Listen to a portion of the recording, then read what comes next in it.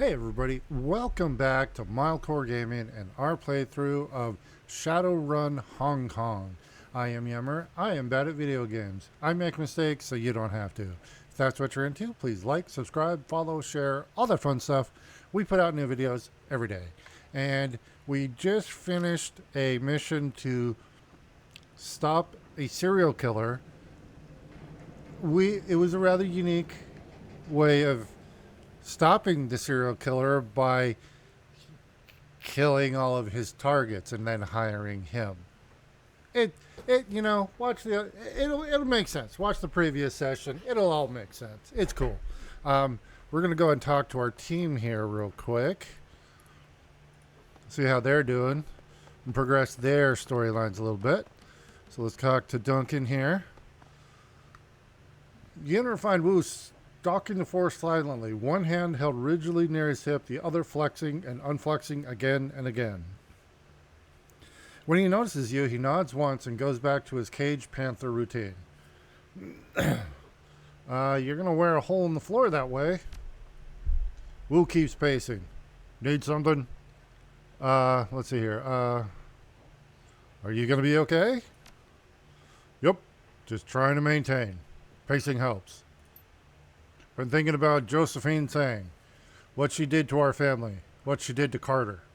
His pace increases a bit, and his tusks jut forward slightly. Josephine saying, God damn Josephine saying.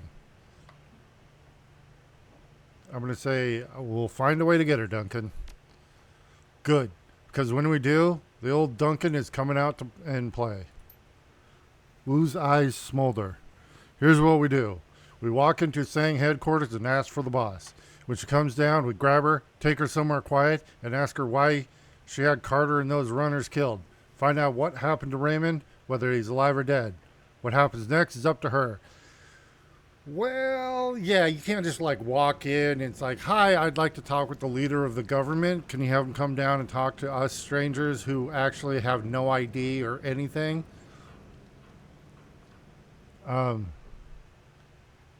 I think the direct method will result in a quick death. They'll never see it coming. That's why the plan's so beautiful. This is the way to go. My way. I want to say, whoa, did you just say that? Yeah, what? There's only one way this will go. He catches himself. Understanding appears in his eyes. Oh, crap. That's what Ray used to say. Raymond Black, our benevolent dictator. No questioning his rules, no falling short of his expectations. It was his way or the wrong way.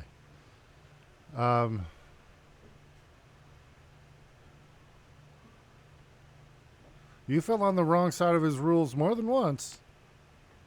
Oh, hell yes. It took me a long time to straighten out and fly right. Do things Raymond's way. You remember what happened a few years after we moved out of the squad and into his house? The thing with the double tray and lockjaw when he accused you and me of relapsing back into our old ways? Man, that was when Ray's authority finally got tested. His raspy baritone is tinged with satisfaction. When I finally stood up to him. Let's see here.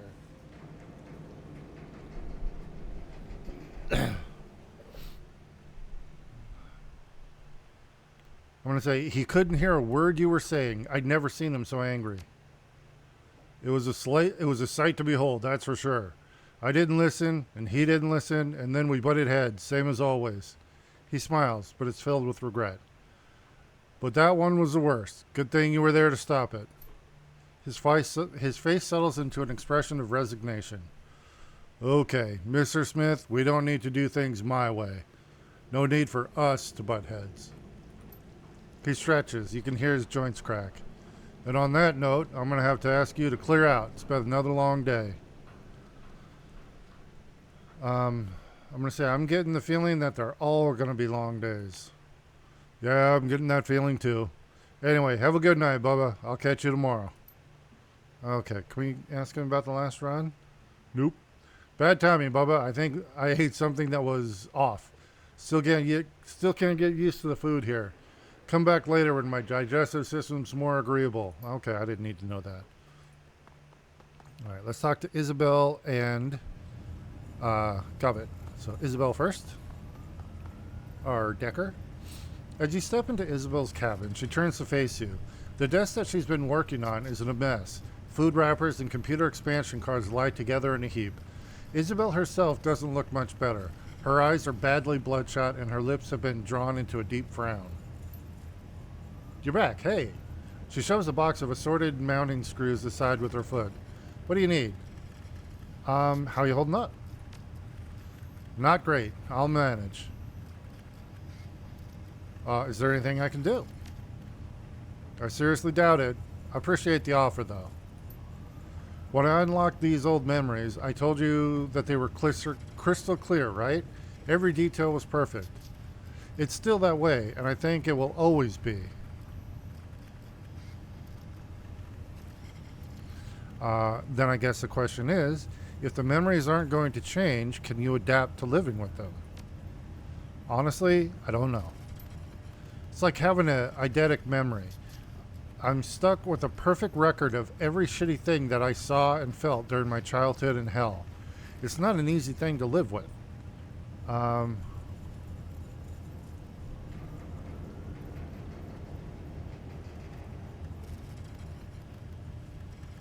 Ooh. I don't know if locking the memories away again will help. Or here, why not just lock the memories away when you're not using them? You have the key, just unlock them again when we need them. No, it doesn't work like that. I can't just lock and unlock them whenever I please. There's a period of adjustment after I unlock them. I have to unpack the memories, reconcile them with everything else that's going on in my head. It's disorienting, painful. Oof, okay.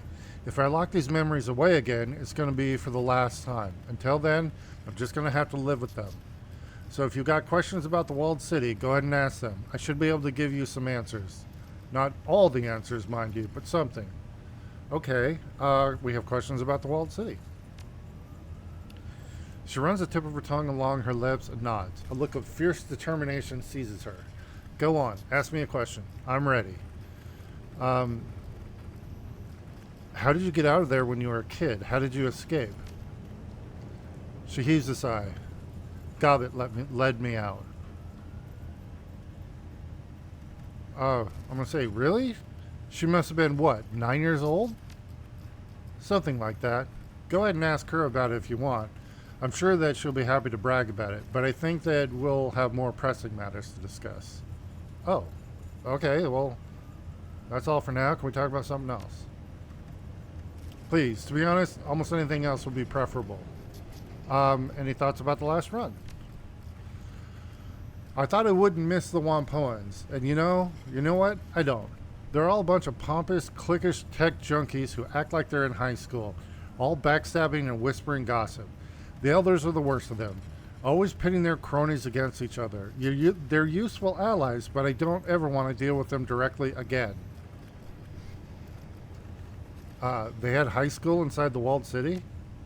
Well, I didn't exactly go to high school, or any school for that matter, but I've watched a lot of Tri-D and I hang out in the Matrix all day.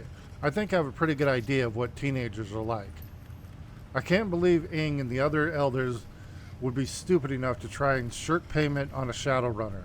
A ghoul Shadowrunner, who's dressed like a red samurai. I mean, that pretty much screams bad idea on the face of it. What did they think was going to happen? They're good in the Matrix, but they've got a lot to learn about dealing with Shadowrunners.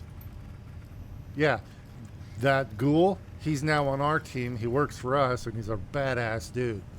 Anything else you want to know? Question about the walled city? Oh, no, that's it. Okay. That's all. Gotta go, Isabel. Good, because I've had enough for one day. I'm tired. Reliving this stuff is exhausting. Come back later if you want. I'll have more time to unpack this stuff by then. But until then, please give me some space. No problem. Okay, Gobbet, got any more lessons for me? Gobbet glances up at the sound of your approach. A slight smile crosses her face. Hey, you pal. She puts her hands on her hips, sending madness scurrying. Madness is one of her rats. She has two. Are you ready for your next lesson? Um, I'm going to say in a bit, I wanted to ask you about something else first. Yeah? She flips a tangled rope of her hair over her shoulder. Go ahead, then. If you need to ask, ask. Um, I've got a question about Isabel, actually. Oh, yeah? Sure. Well, sure then. Ask away. She told me that you led her out of the walled city when you were kids. Care to fill in the details on that? Yeah? I guess I'm not surprised. Iz has never been big on padding a story with unnecessary detail. Want to tell your side of the story? Seems that I've got a vested interest in the walled city these days. Yeah, sure. Why not? I'll share. She taps her chin thoughtfully. To start, I guess that you're going to need to know that the walled city was like when me and Iz were kids. She didn't tell you anything about that, did she? Um, no, she didn't say much other than that you'd saved her. Didn't think so. She reaches down, absentmindedly strokes Madness's silky coat. The rat chirps happily at her caress. Well, for starters, you should probably know that the walled city wasn't always as bad as it was now. It was always dangerous, but 10 years ago it was just a run-of-the-mill slum. Still safe enough that walking in didn't qualify as a suicide attempt. Keep going. Back then, I used to play in the walled city. Rat would lead me into all of the nooks and crannies that grown-ups were too big to fit through. There was this other young shaman in there that I used to play with. His name was Happy, or Lucky, something like that. He followed Pig. Nice guy, good card player. Obviously, none of this was a good idea. A teenage girl going into a walled city by herself? That's a recipe for disaster. I didn't realize any of this at the time, though. I loved playing in the alleys and crawl spaces of the walled city. It was fun. Let's see.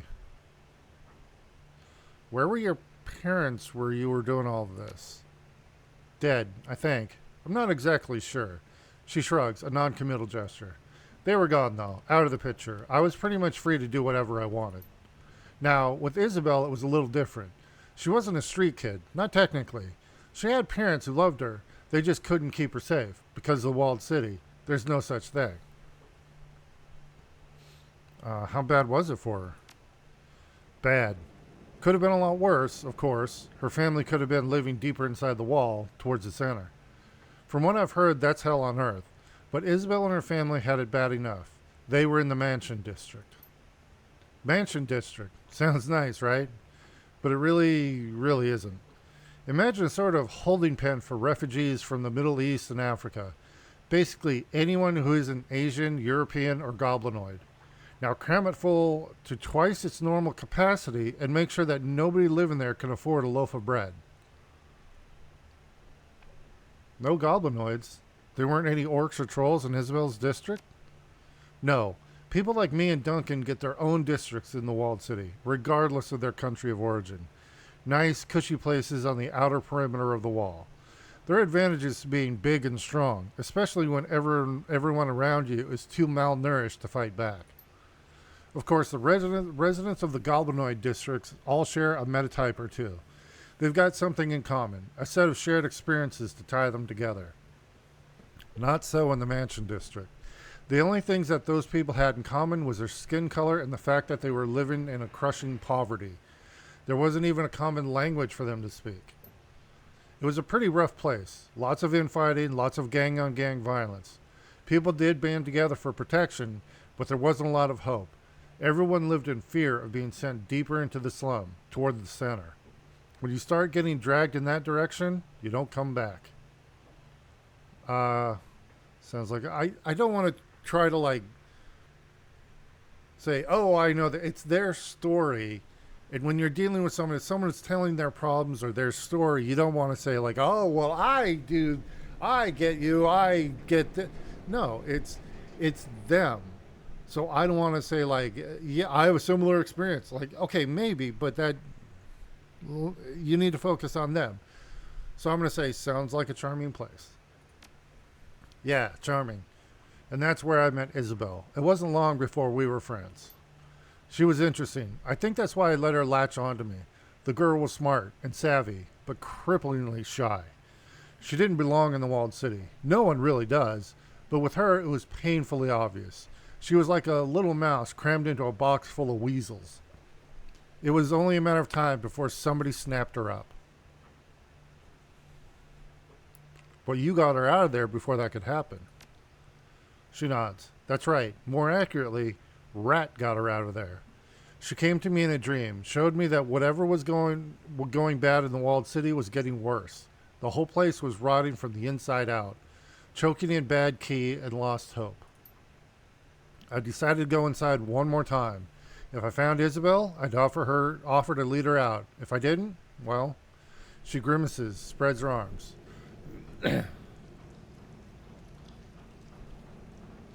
You did find her. Doesn't matter what would have happened if you hadn't. Thanks. It isn't pleasant to think about, especially considering what a shithole the walled city is now.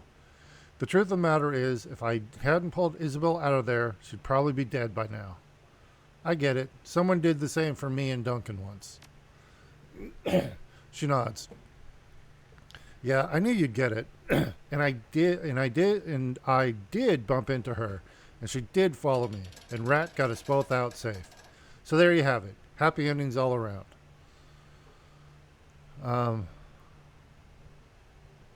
What about Isabel's family? She said that they were still in the walled city.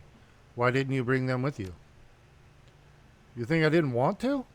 She sweeps a loose strand of hair out of her eyes. Look, it was going to be dangerous enough to get Isabel out on her own. Dragging a whole family out with her would have been impossible. Why?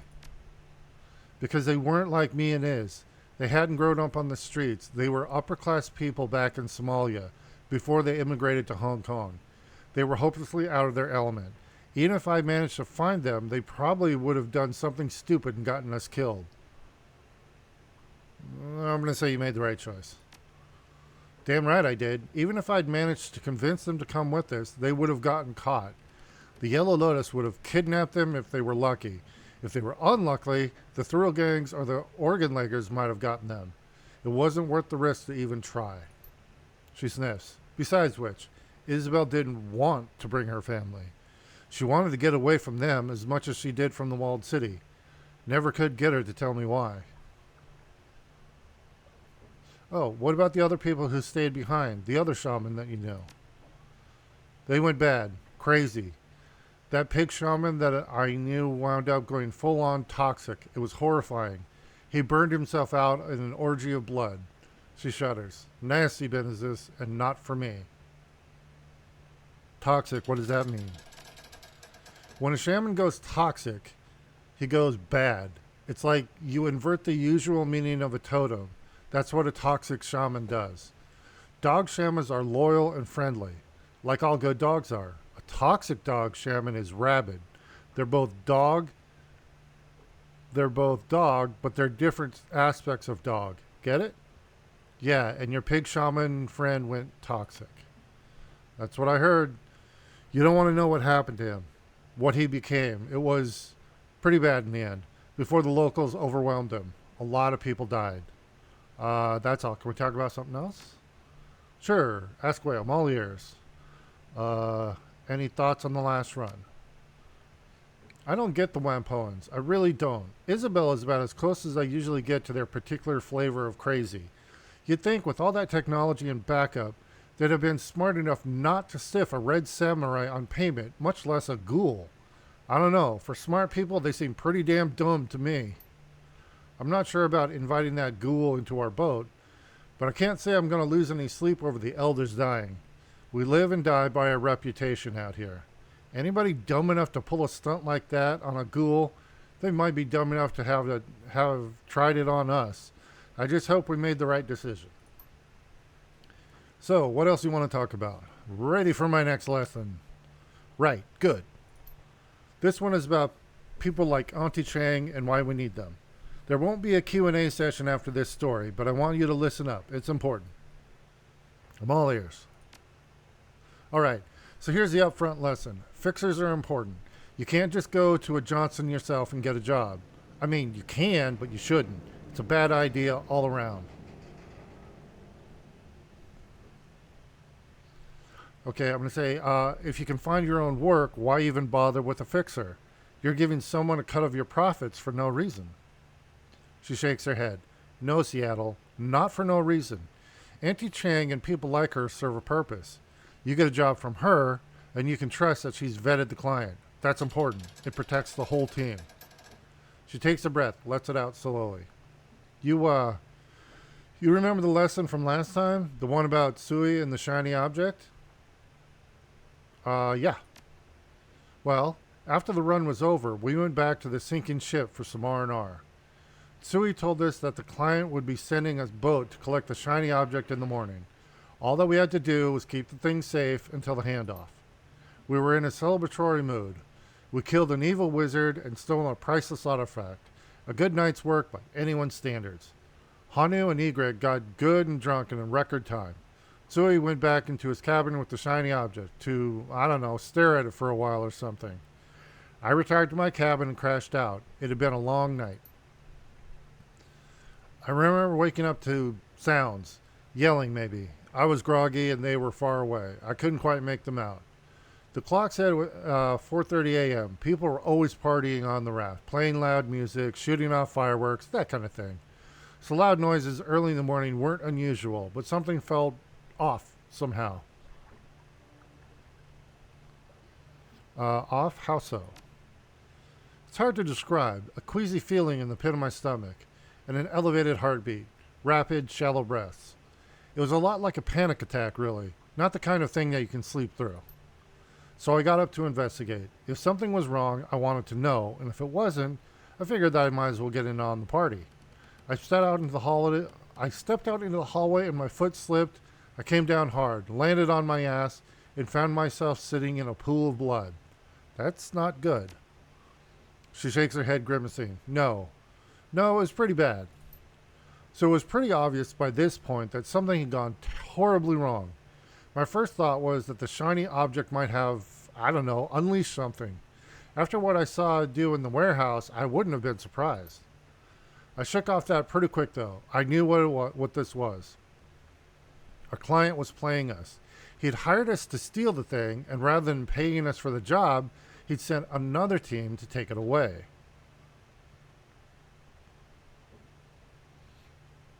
So what did you do? I got up and beelined her for Malvina's cabin. She was the closest thing to the sinking ship had to a leader and the strongest rat shaman on the raft.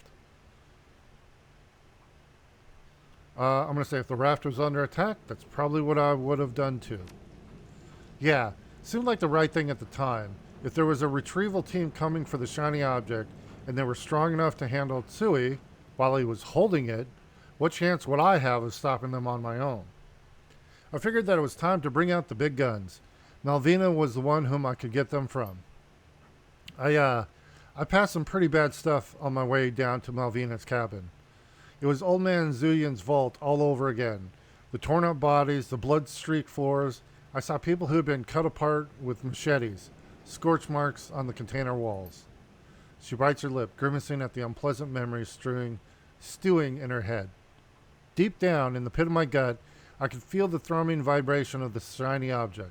That heartbeat feeling that I had in the warehouse. It was back and stronger than ever. Whatever that rock was, it was awake. Did you make it to Malvina's cabin? Yes. I burst through the door, all ready to spread the news, but someone smashed a gun into my face. It was Cadmus, my friend. He jammed the muzzle of his super warhawk into my cheek so hard it hurt, then grabbed me by the belt with his other hand. I wasn't going anywhere. Just over his shoulder, I saw Malvina. She didn't look amused.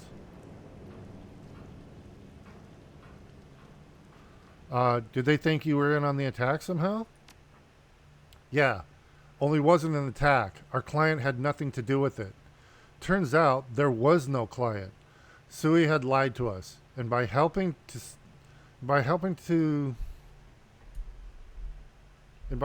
steal the shiny object, I'd unwittingly given him what he needed to ferment a mutiny. She pauses for a moment, gathers her rats in her hands and lifts them to her shoulders. They scurry over the leather of her coat and disappear into her hair. As it turned out, betrayal hurts, Seattle. Malvina felt it, and I felt it too. Sui had been a friend. I had just risked my life to save his, like 4 hours ago, and he tricked me into helping him do something unthinkable. Why do you think he did it? Why all of this over a heap of junk floating in a bay?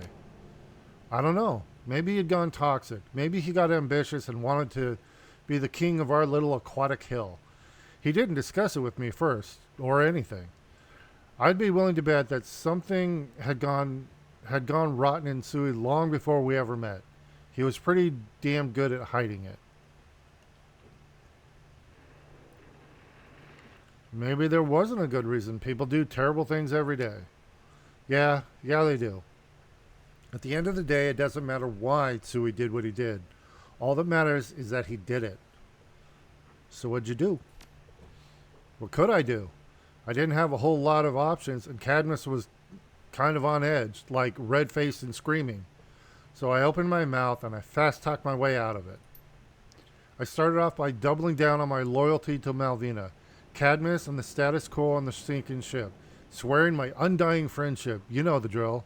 I did a good job of it, but they still looked a little iffy. Iffy with the Warhawk is bad, so I volunteered to prove myself by stealing the shiny object back from Sui. Oh, that was brave of you. I know, right? Not my style at all, but then I didn't really have a choice. I inadvertently helped arm the bastard who was tearing our friends and neighbors apart. I don't think I could have cleared my name without taking his weapon away again. It was a hell of a night. I don't want to get into too many of the gory details. Friends died.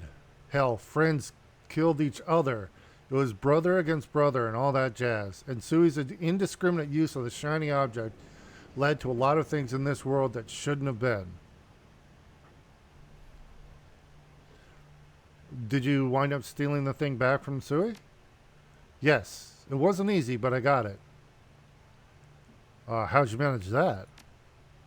Lies and misdirection. Trickery. Rat helped. Some of the things that Sui let me lose...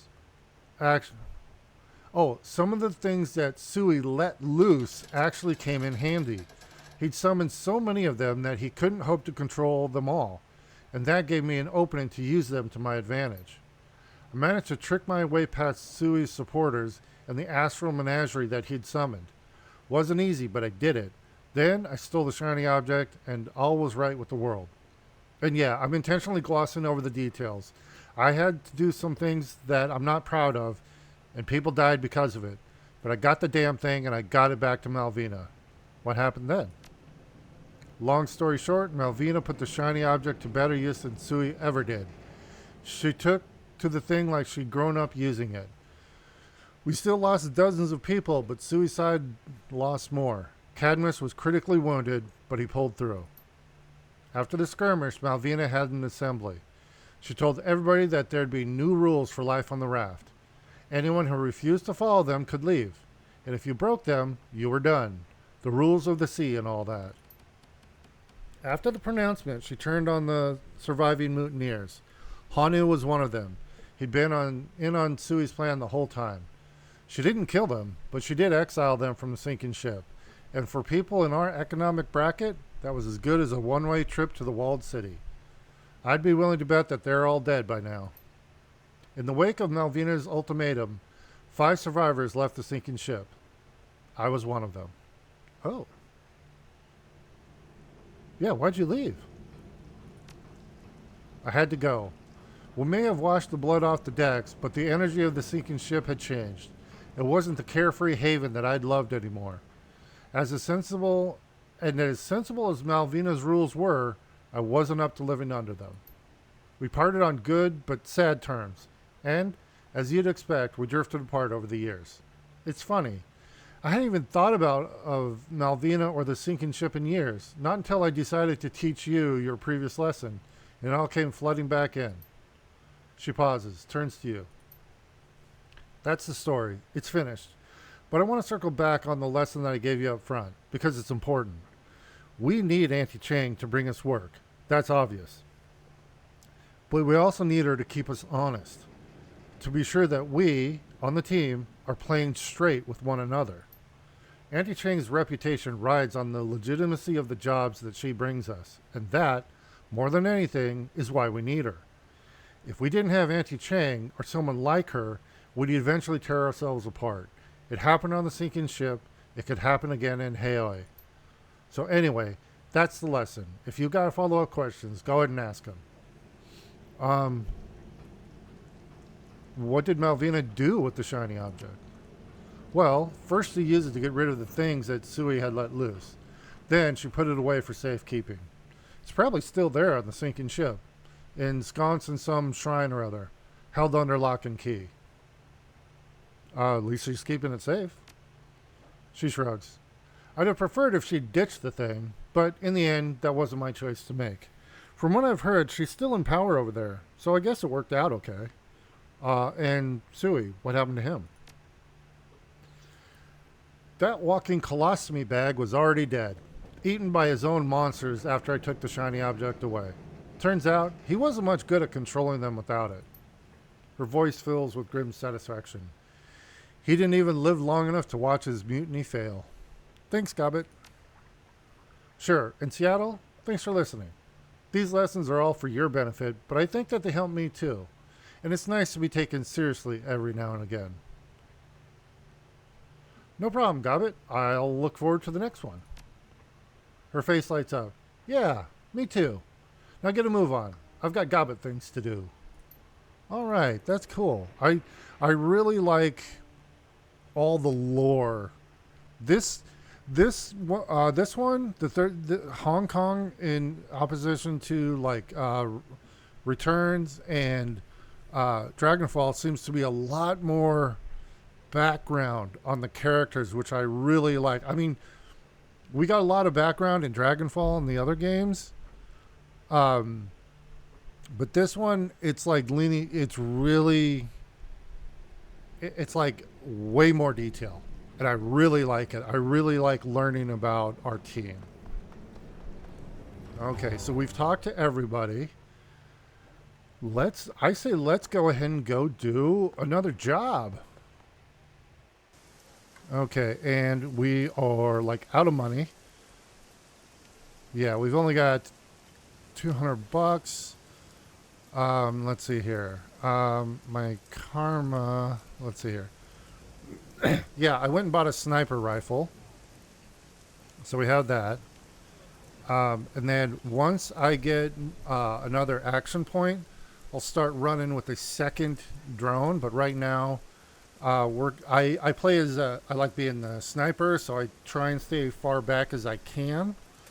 So yeah, let's go ahead and we got to get all the way over here to the MTL, I think it is. MTR. All right, here we go. Let's head down. And what job we doing?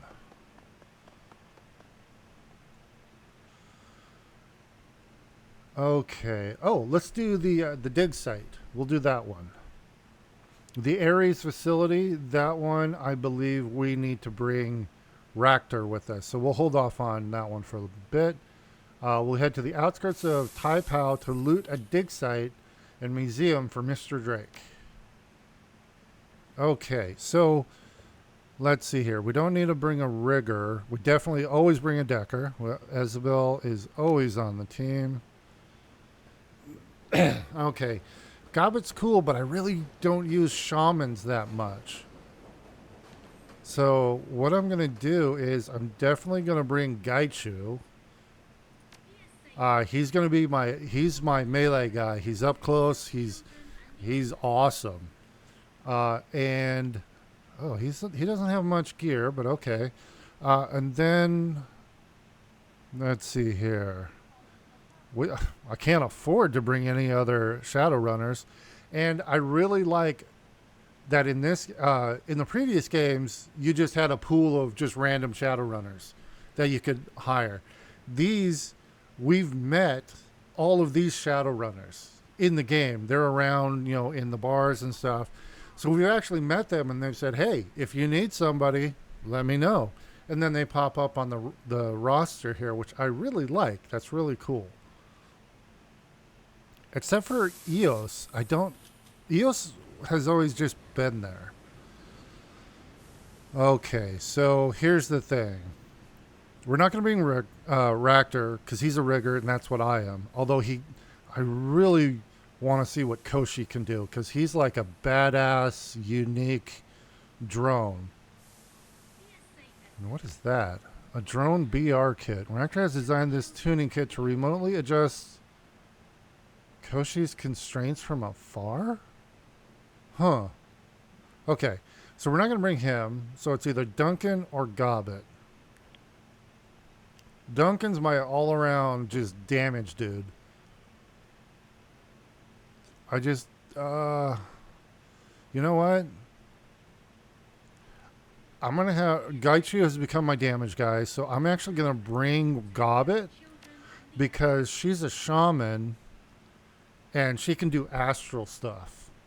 So we've got a decker and a shaman and a rigger. We should be able, like any environmental things, we should be able to deal with. So we're going to go with that. Yes.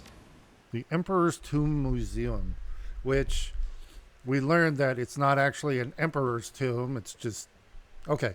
The Dig. The job is a golden opportunity in more ways than one. A raid of the in development museum, the Emperor's Tomb. The museum's claim to fame is its location. It rests on top of the ancient catacombs where an excavation is underway to convert them into the museum proper. Intel has it that the workers are dying, not from on-site accidents, but from magical disturbances in the area. Despite the hazards, development continues. Oh, so it's a good thing we did bring Gobbet, because this has to do with magic stuff. Your client, Mr. Drake, contacted you to retrieve 2 tomes, probably ancient, magical, priceless. But it won't be a smash in the park. You have to get to the tomes before they're cataloged, where they'll afterward be near impossible to access. As you near the museum, its height and grandeur looms unsettlingly over you. Even unfinished, it's reaching an imposing size. At least that means it has plenty of room for pricey antiques. The best part? Mr. Drake needs this run to look unprofessional. Shattered glass and looting is encouraged. All right. All right. So we're all full loaded up. And we have 2 extra things here. Let's see. Well, he's only got 1. So we're going to give him that. And you know what? He's probably not. Oh, wait. He's got a spit attack now we gave him, I think. Hold on. Got you. Gobbet. Oh, Gobbet doesn't have a med pack. Give her a gun. Just in case a situation where she has to reload, we can just go ahead and fire off the pistol. Okay.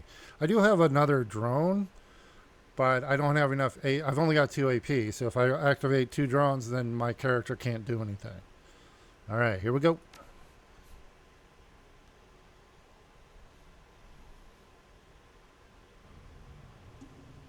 Okay. Entry work just like Drake said. You creep in the dark, unfinished site. Your comlink clicks in your ear, connecting the call. Good. Now I'll be appraising what you see as you go through this floor. Grab the best stuff, and my alarm suppression should keep you afloat. Just don't get too ballsy. If the books haven't been cataloged yet, they'll still be in the basement. The tomb. I'll be in touch. The earpiece clicks off. Call disconnected. He didn't even stay on the line long enough for you to get a word in. Your team powers up. Your team powers up the nearby generator. Work lights along the new marble flooring sleepily flicker to life. Everyone surveys the site. Gaichu. Gaichu tilts his head towards the light. The work lamps act as lighthouses for his blind eyes, exposing the layout of the hall. He takes in a breath of dusty air. There's nothing alive in these walls but us. A welcome change. I'm torn. I hate when guards try to murder us, but at least that means there's somebody for you to eat. Unlike now, where it's just you and us. She jabs Gaichu with her elbow and grins. Gaichu looks sullen. I'm always hungry. But the less meat I'm surrounded by, the more I can focus. Isabel clears her throat. Clock's ticking. This place gives me the creeps, even without Mr. Shambles over here. Let's nab those books and get out. Oh yeah, a ghoul. They have to eat metahuman flesh to stay alive. So, yes, we have a ghoul on our team that has to eat people, basically. All right. So my audio is now acting weird.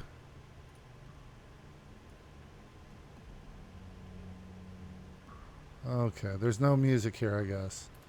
All right. Let's see here. Hold on. Let's go ahead and say it. All right. So this is weird. We have an alarm threshold, and then we need to steal $5,000 worth of, or 5,000 yen worth of gear. Anything in here? That door's locked. All right. Let's go. Oh, that's. Oh, smash and grab. Here we go. 900. Ooh, 1,200.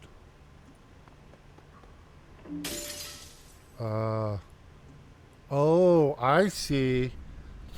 We need to steal 5,000 new yen and before the alarm. So yeah, getting this one would have been a waste. But this one, yeah, this is 900. And this one's 8. We'll take that.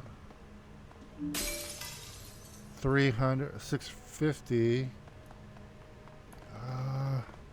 Yeah, let's go with this one. Okay. Oh, we just need 500 more. So here, let's go that one. And then this one should do it.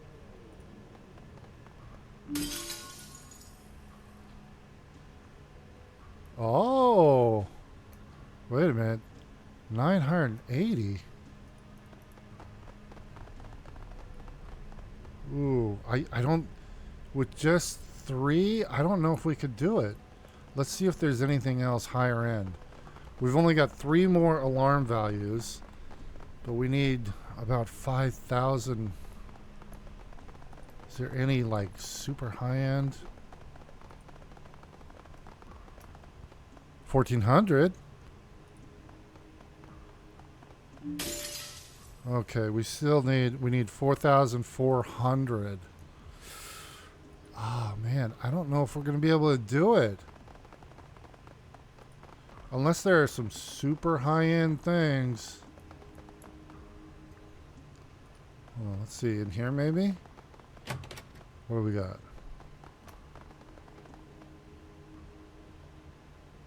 Let's see, what do we got here? It's a painting with a plaque. Beneath it reads, The Lady of Shalott, 1888. Okay, check the bookshelf. This bookshelf is made from your standard stained wood. It's filled with books by famous poets, both English and Chinese. Hey, we have intelligence here. Look at the books. You find several books that aren't organized properly, and they don't appear to be poetry. Removing the books and thumbing through them reveals nothing else unusual. Yeah, Gaichu, can you help me out with this bookshelf? It's attached to the wall. A solid build. Gaichu knocks on the side of it, sniffs the air. He throws the books from the shelves and then breaks each shelf in half, exposing the back of the bookshelf. Oh, nice! A knock on the back panel reveals a hollow space behind the fixture. Gaichu's sword plunges through it. Returning his blade to its sheath, he gives the panel a kick, sending splintered wood into a chamber behind the now obliterated bookshelf. Nice. After you. Thanks. I do want to check the terminal here, though. Welcome, Lao Zhang. Please input your password to log in. Hey, Isabel. Can I get a hand with this login screen? On it, she clacks out a few command strings on the terminal. Easy. This section of the OS is a security hole that'll let me bypass the password without cracking it. Just have to spoof our user credentials. Here we go. The root menu. Let's see. Access the file system. Business-related files in the fill the submenu, most of them about contracts, construction plans, and financial projections. Among the files are several saved emails. 3 of the most recent ones stand out. So we might get some pay data here. It's data we can sell on the Shadowland BBS. Okay, museum details. From Lao Zhang to Chow, the construction company. Chow, per our previous discussion, I've attached to this email the revised museum blueprints. The prints outline various changes to the structure and building materials that need to be implemented as soon as possible. Some backtracking may be necessary, but it will cut supply and building costs by over 13% without compromising the museum's size and grandeur. I know you're against it, but production output will have to increase in order to meet our end-of-year unveiling. I'll leave it up to you to figure out the details. But if I find that you and your team are slacking off again, more cuts will be made. As to the loss of your worker, Mr. Fai, I offer you my condolences. However, we both know construction is dangerous work and accidents are commonplace. You can look at this as an opportunity to hire someone more competent and who won't get himself killed. Jeez. Lao Zhang, Ganjian Enterprises. On-site accident from Melissa Sung. Zhang, I processed your informal request yesterday morning. Given a persuasive pittance, the Fei family agreed to forego public retribution regarding the loss of Mr. Quan Fei. Mr. Fei is the 4th laborer lost to hazardous working conditions. Public image is very important to the corporation, and it's unlikely another transgression will go unnoticed.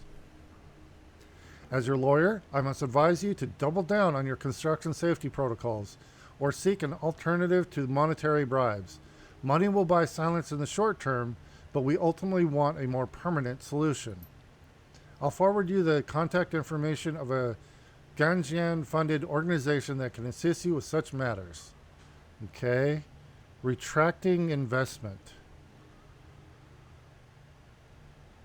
From Zhang to Marcus Payne. Dear Mr. Payne, I can assure you that the recent rumors regarding construction infractions, worker fatalities, and malpractice are all untrue.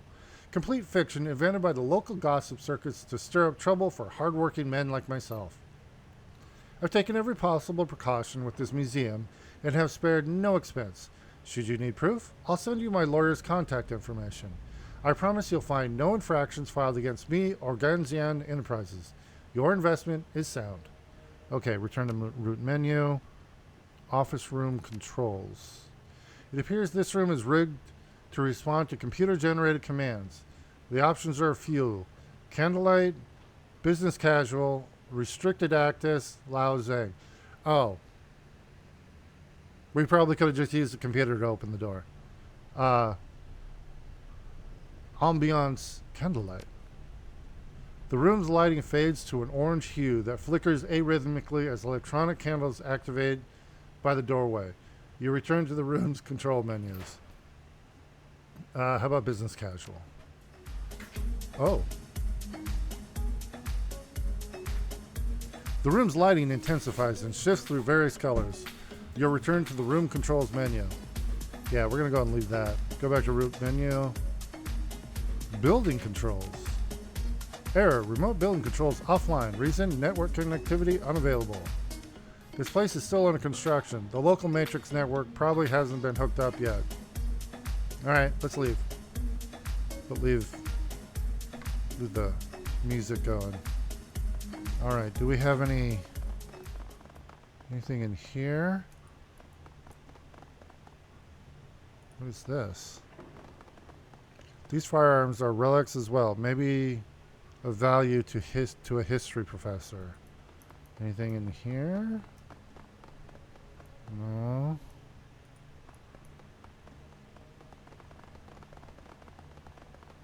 Oh.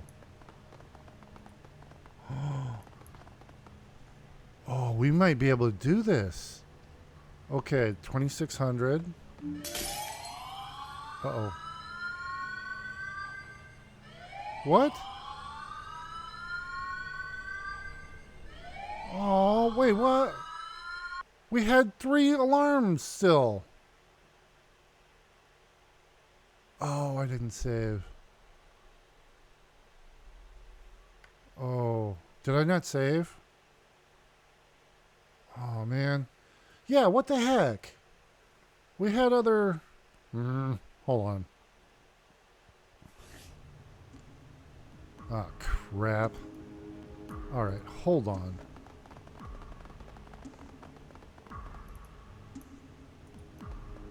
Hold on, I'm going to go over here just right off the bat.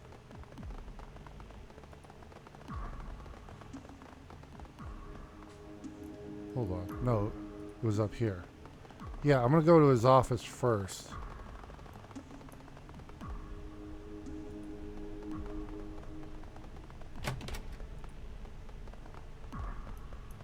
Okay. There's that. Oh, wait. The Lady of Shalott, 1888. I wonder if 1888 is the code. I just want to try it. Oh, it doesn't give me...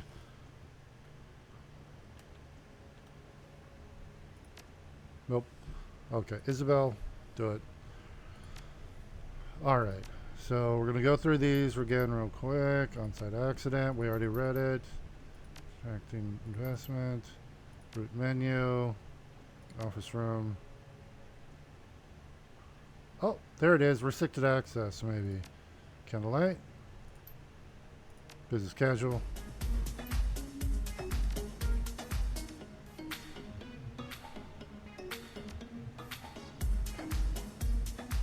Looks like this area uses a different password hashtag hashing system. The spoof I was able to get earlier won't get through here. Got any good guesses? Return to the root menu. Okay, because we can get it. We know how to get in here. All right. Look at the books. Got you. Help me with this. Okay. Thanks. Oh. That alerted that was an alarm threshold. Okay. Hold on.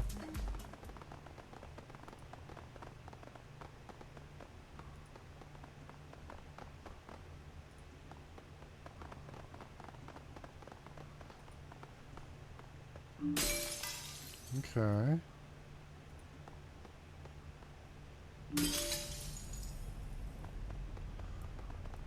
Hold on. Now over here. There's a door here. So we're going to save.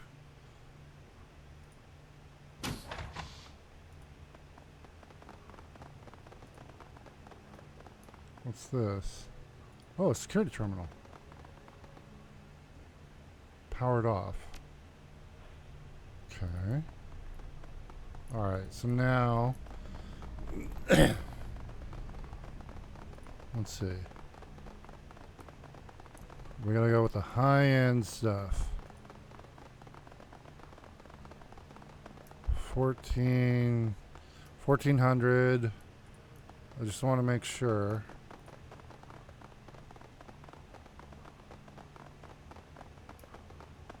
$1,200.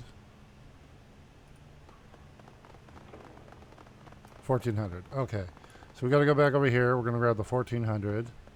And then there's a 1200 there. So here we go. Wait.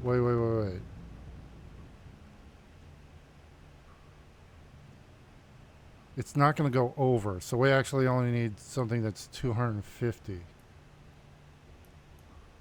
Or as close to 250 as we can. I think that 300.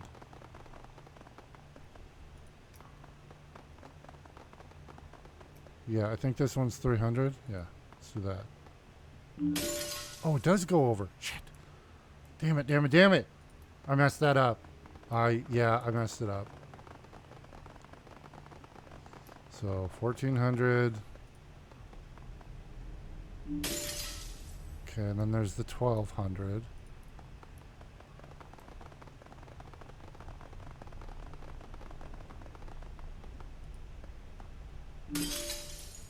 Okay, I'm going to save. And then there's the 980 over here. And then this is 900.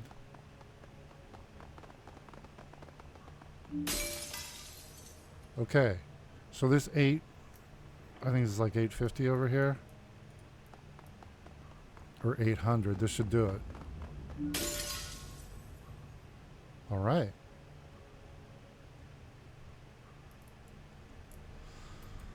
Okay, we can't set off any more alarms though.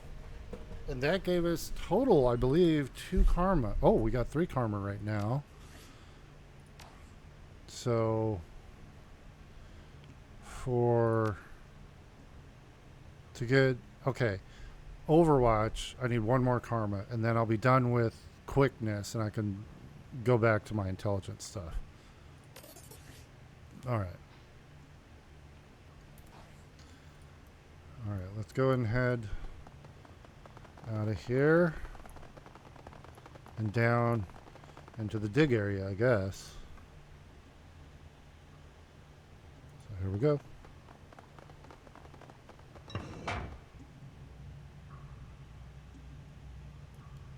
Oh, we still have the alarm. Let's see. What's this? Do not enter.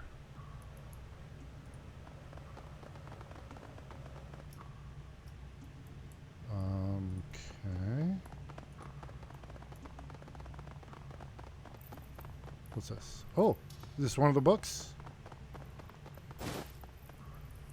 Ancient book. All right, we just need 1 more, I believe.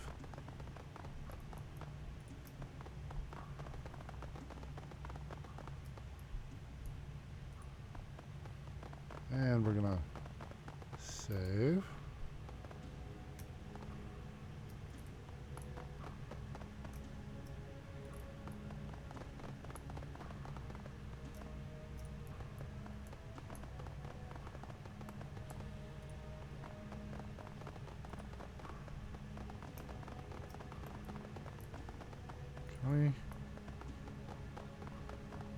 Oh, that goes down. Okay.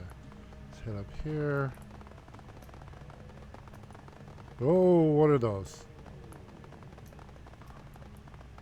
We will come around to those last.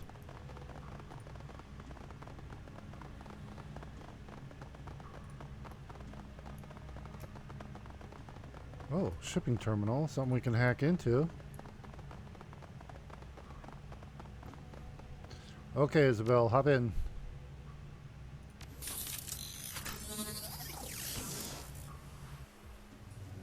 Okay.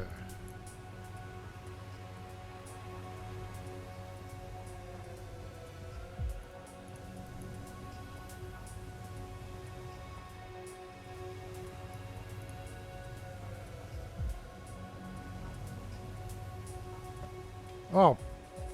What? What? Okay.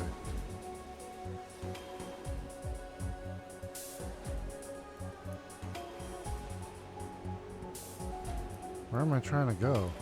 Oh, over here. Oh!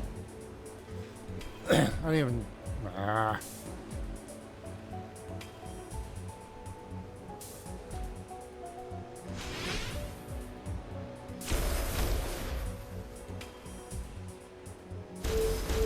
Our shots ricochet now? Okay. Oh. Okay, yeah. Let's pull out my buddies here.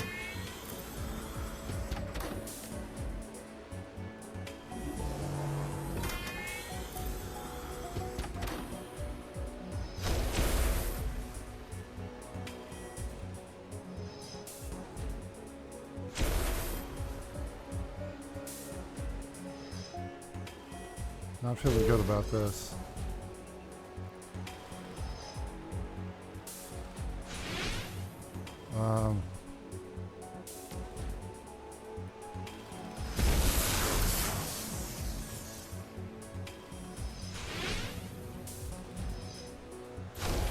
Ooh.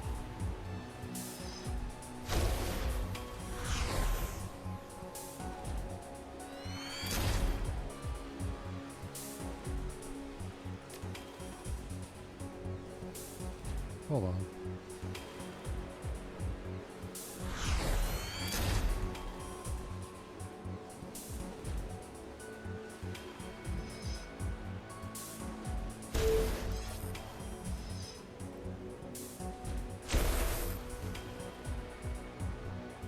This guy doesn't have any.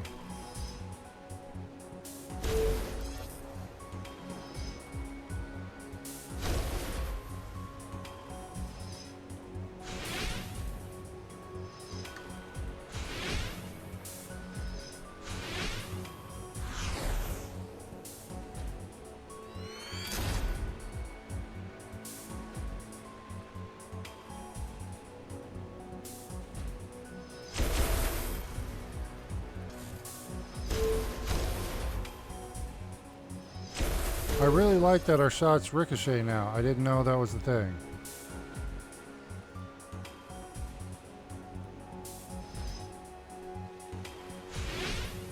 Crap.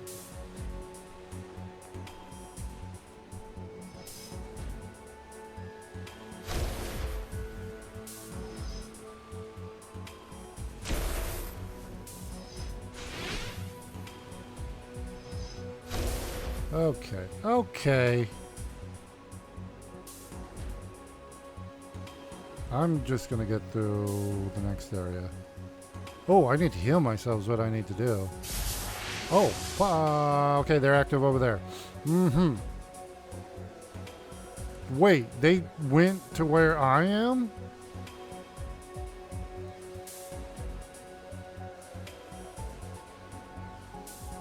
They like teleported to me. I don't know if I like that.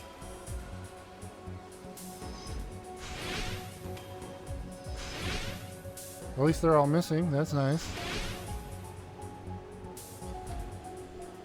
Alright, first up, gonna heal myself. And then, what do we got? Let's go over here. And then throw down Tar Blaster.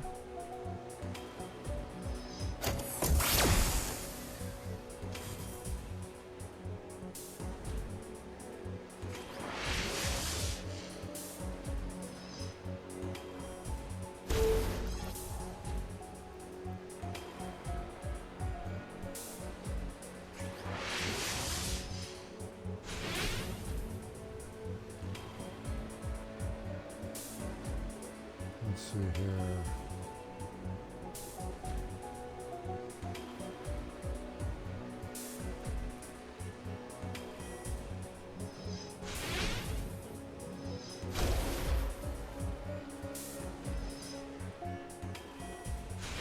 Come on. All right. Oh, can we do this at range? Dang it.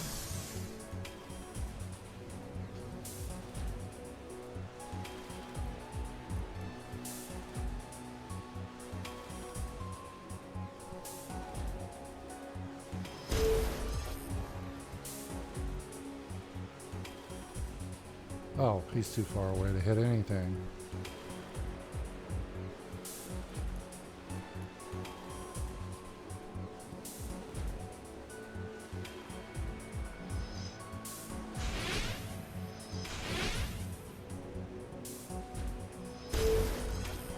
Okay, let's go get that. Ooh. Wild Aim 2 increases the attack, increases the target's to hit chance by 10 to 15%. Does not stack nor affect AoE abilities. The next closest ally will also be affected. Oh, we like that. Heck yeah. Wild. Oh. Wait.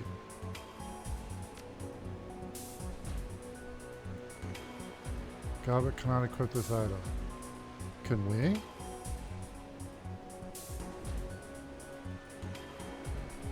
Wait. Okay, I guess we're just gonna put it in the stash. Oh, it's a spell. But for some reason she can't equip it. Huh. Do we have an angle? Nope. Let's get up closer. Alright, and then you...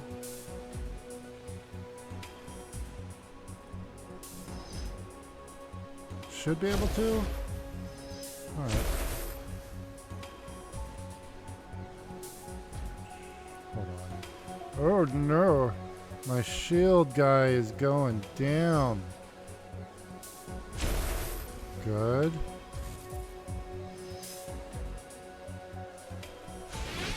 Alright, hold on. He should have the... yeah, here we go. Just nail it. Missed. Oh, poop. Oh, we got a piece of it.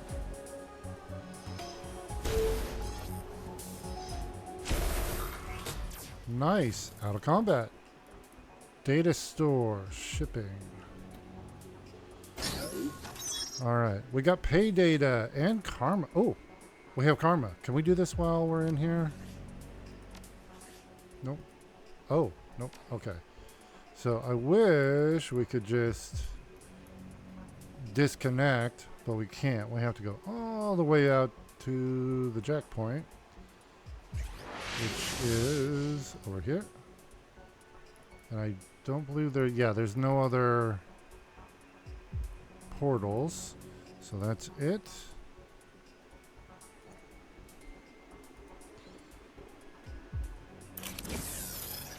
Alright. So now... oops. Spend karma. Get our Overwatch. Right there. And we will now be able to get tier 4 weapons. Alright, and now got these weird guys over here.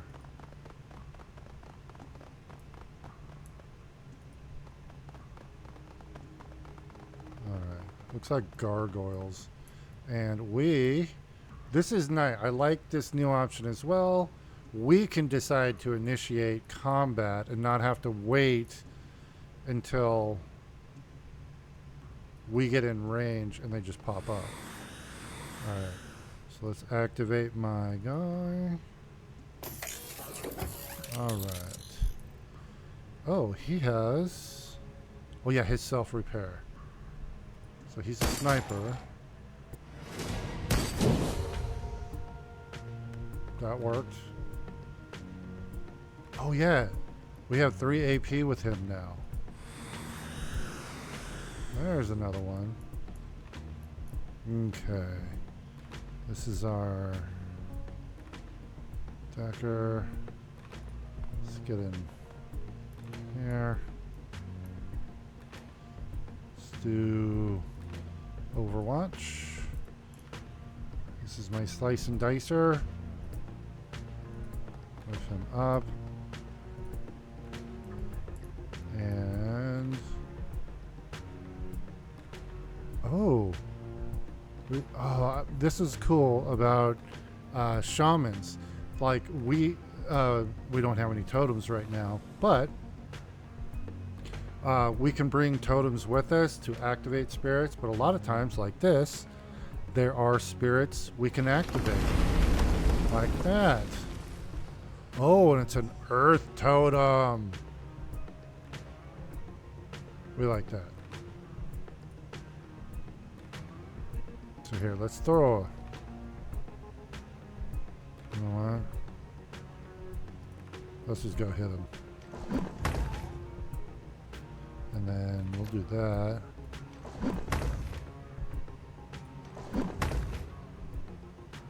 Cool. Is there any other? Oh, there it is. Oh, what? Huh?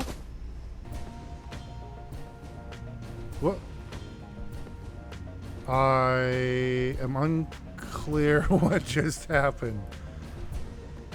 They teleported our elemental?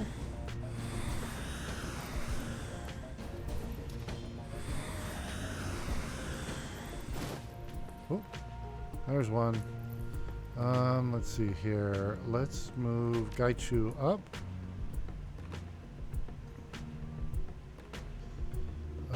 Well, he doesn't have any. Wait, he's got a build. There we go. Yeah. And then us, we're gonna move up because we only got one. Was she in cover? Is that cover? Nope. All right, here. Let's move up here. And then Goblet up here. Okay, yeah, what the heck? It pulled us in here.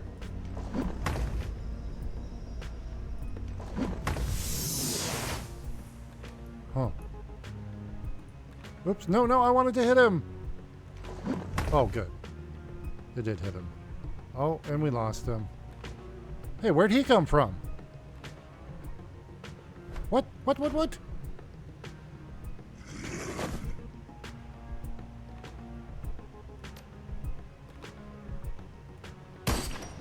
Dang it.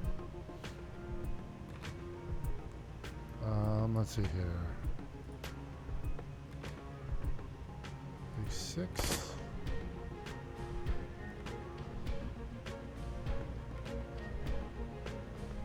So what are these? Oh, different stances.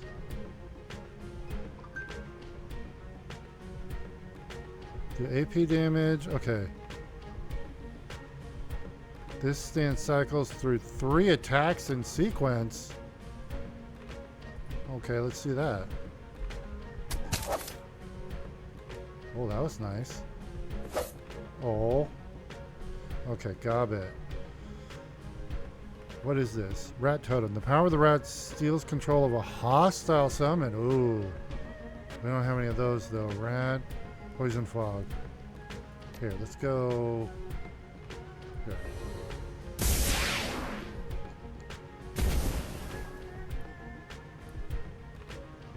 Okay, my drone has to get out of there because he's a sniper and he's not doing any good up close.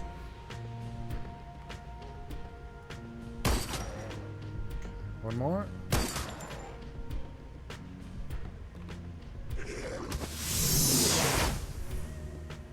What does it...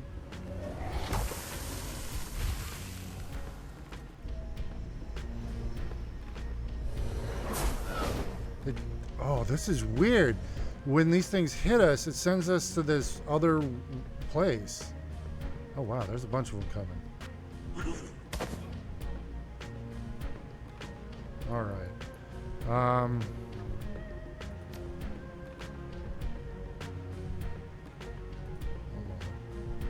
Takes 2. That's gonna hit me. All right, can't do that one.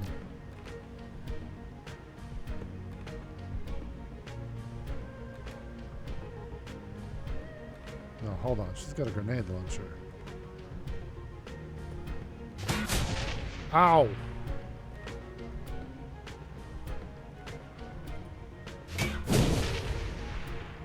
Okay, that's better, but seriously, ow, Isabel, really?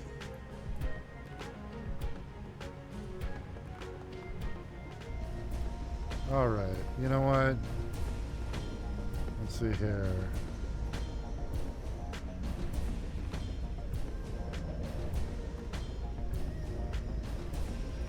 Can we cut this on ourselves? Alright, we have an extra AP.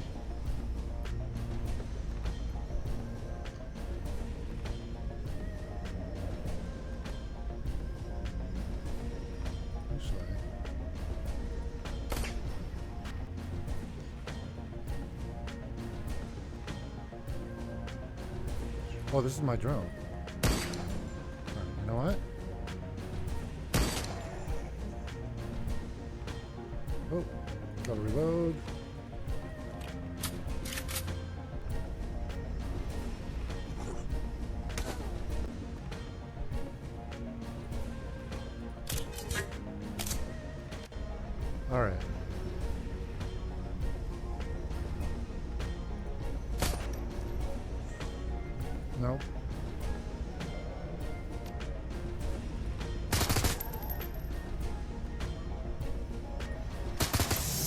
There we go.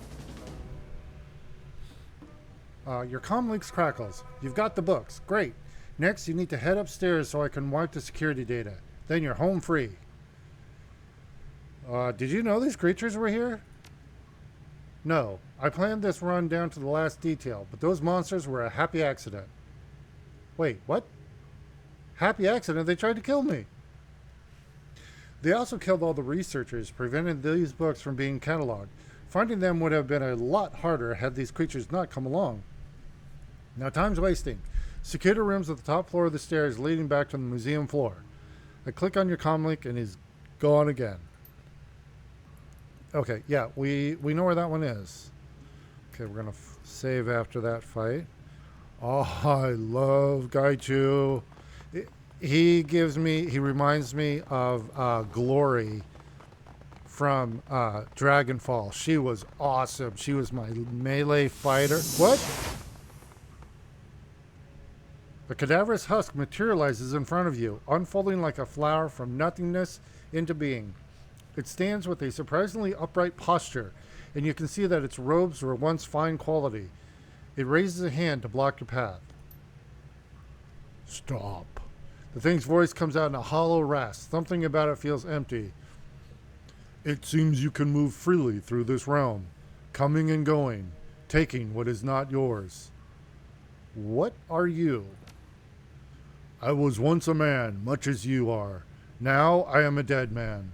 My soul is bound to this place, and I cannot leave. Ooh, can we get a ghoul or a ghost here on our team? This place is bizarre. What is happening down here? The books that you carry, they are alive. They protect themselves, distort space, and draw creatures to them who will serve.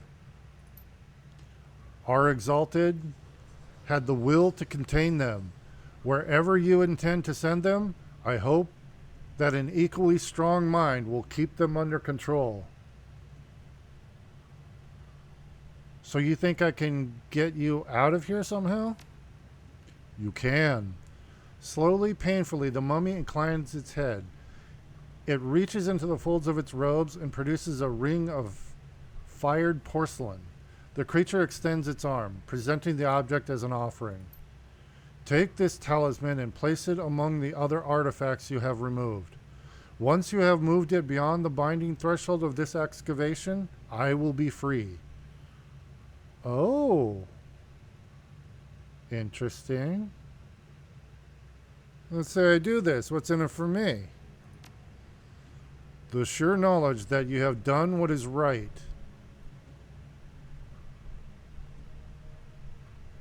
How do I know I can trust you? There's a long pause. You don't. How could you? But I am a man of my word.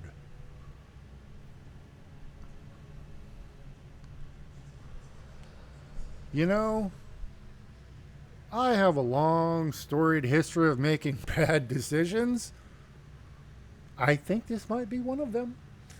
Well, I do enjoy doing what's right. As do I. When I am free, I will give you a thing, a token. Crumble it in your hands, and I will come to your aid, but only once. One time and no more. Hey. The mummy's eyeless sockets seem to stare into you, through you. Will you accept my offer? Sure. Thank you. The mummy inclines its head. I will be forever in your debt, or until, we do the thing, the one-time thing, and then, yeah. Okay. We have Mummy Spirit Talisman. All right. Okay. So I know that this is right up here. We already checked it out, but we couldn't do anything. All right. We're going to save, though. All right. Security. The terminal is powered off. This is the one. Flip the switch on the bottom right, then plug in my data chip. The script will doctor the security log so we can sneak you out. All right. Turn on the terminal and plug in Drake's data chip. It's executing now. There's a pause. You can hear him clicking his tongue like a metronome. And done. Get out of there. All right. Escape.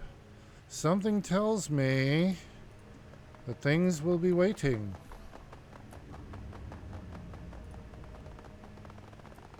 Or not? Hey, look at us go. Oh, shit. Spoke too soon. Oh, it's just 3 of them? Oh, they grouped up so nicely there. Is this cover? That's not cover. Okay, I need to remember. I'm a sniper. I need to get back. And we'll activate him. Okay, and he... Actually, Isabel, if you would be so kind as to shoot them with your grenade. What is that? Detonate all. Okay. And, okay, yeah, she's just got one. And then, let's see. Oh, Isabel, you're a little hurt. I don't like that. I'm going to put you back here. And then you do what you do, buddy. And then, oh yeah. Let's see. Oh, he's got to move a little. Oh, he's a little close. Drop one. Okay.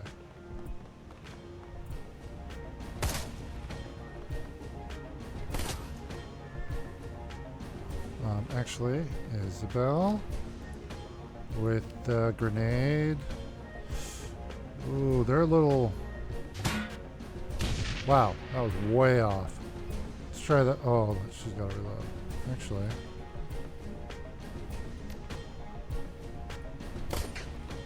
Alright. Can I hit? I do not have an angle. Let's see, move me up a little bit.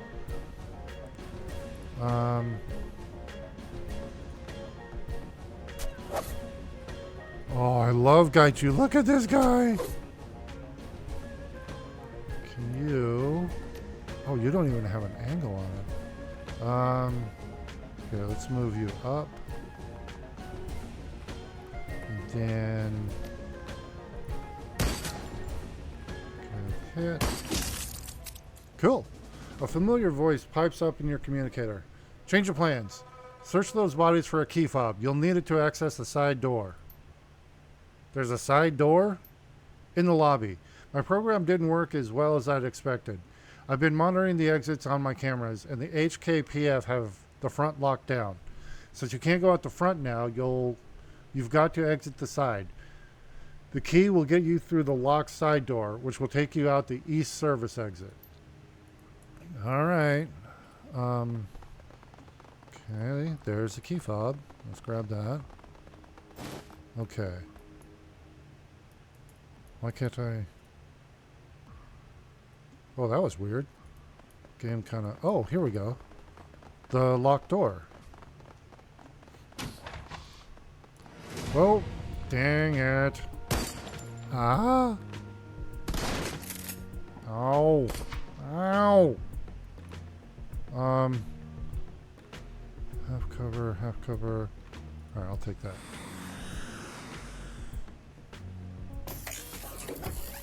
Okay. 75. Ooh, let's do an aim shot. I want to make sure. There we go. One more. These guys are tough.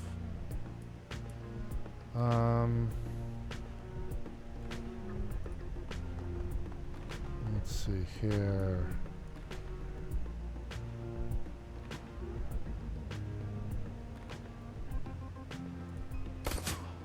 Oh, nice. He's not going to be able to get it all the way in there. So let's... Can we go... Wow. He is super mobile, though. Alright. And then... Over here. There's only 2 of them left, so...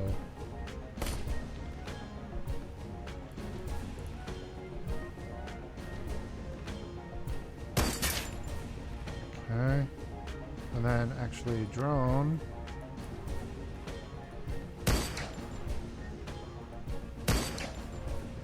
Come on. Alright, got one there. Oh, he's almost dead. Gaichu, can you get to him? I can get to him though. Okay, let's see here.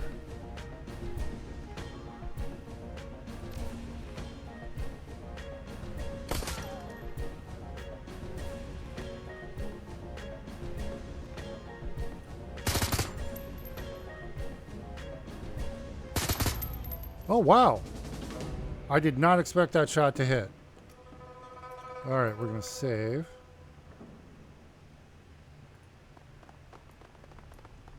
And then let's exit out.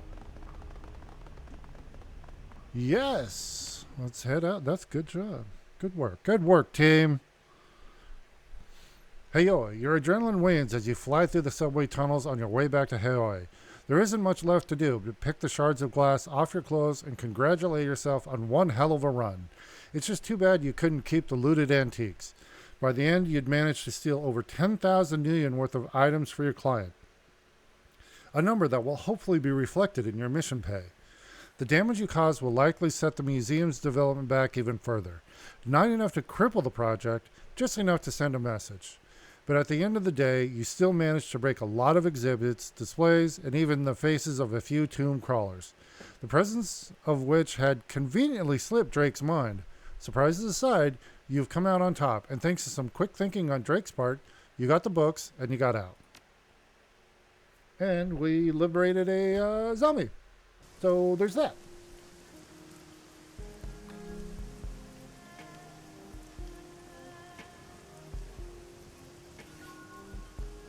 Okay, we got 8 karma. All right. Okay, and we will be right back, everybody. Got to take a quick break, and we'll be right back.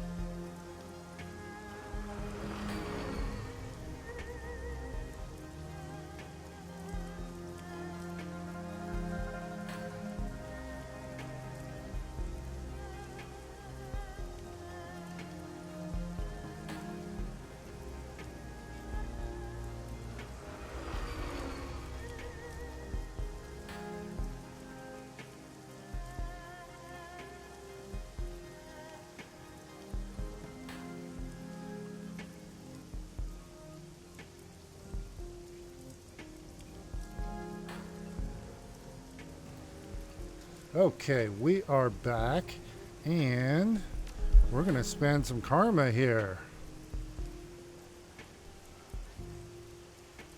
Okay, let's spend some karma. Why is it not? There we go. Okay, so we have Overwatch and quickness. Ooh, do we need rifle for? No. We need range combat for. That will get us our level 4 weapons.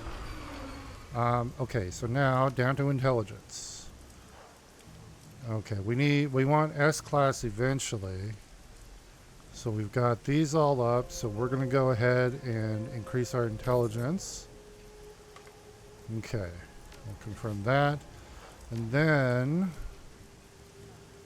that will allow us to eventually get our S-class drones. And then our drones will be eventually, I'm going to try because I have... Oh, no, I don't yet. I don't have any clothes, so I need to get up to 9. So then my drones will have a total of 4 AP, which is crazy and awesome. So, okay. So first thing we're going to do, we're actually going to... Oh, wait. Our team leveled up too. Okay. Gobbit. Let's see here. We have...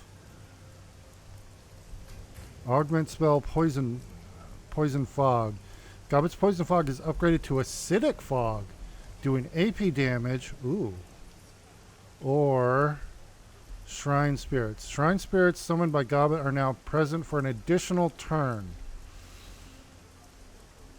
You know what? Oh man. I'm going to go with the turning the Poison Fog into Acid Fog. Because it'll do AP damage as well, and we like that. Okay, Isabel. Let's see here. Augmented Weapon, Mini Launcher. Isabel's Mini Launcher is now packed with napalm charges, igniting damaged targets. Targets on fire will take an additional 6 HP. Or Boost Program. Isabel gains the Dual Routine Boost Program, which increases persona speed while sneaking in the Matrix by 40%. Oh, wow.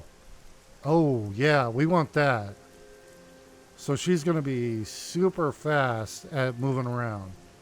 Okay. Duncan. Let's see here. Nail Grenade.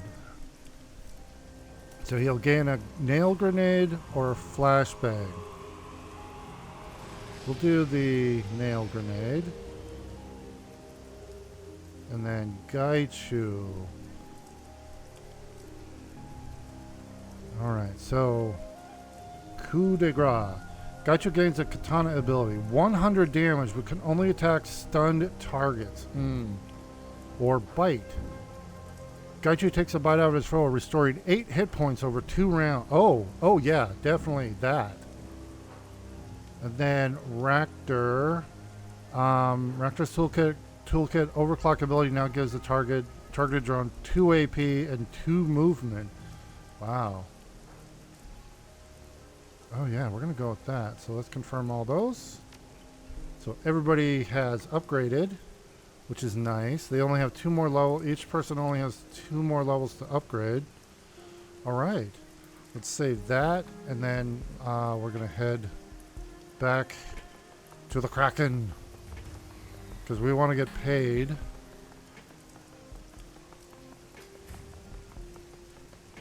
So and we have some pay data to turn in as well. Click on there we go. Oh, what?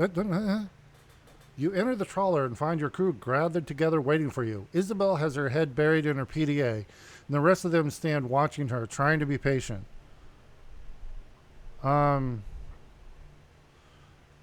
Isabel, you look like you have something to tell the class. The dwarf paces up and back, trying to decide how to begin. I've been doing my homework on Josephine Sang and Sang Mechanical Services. Okay.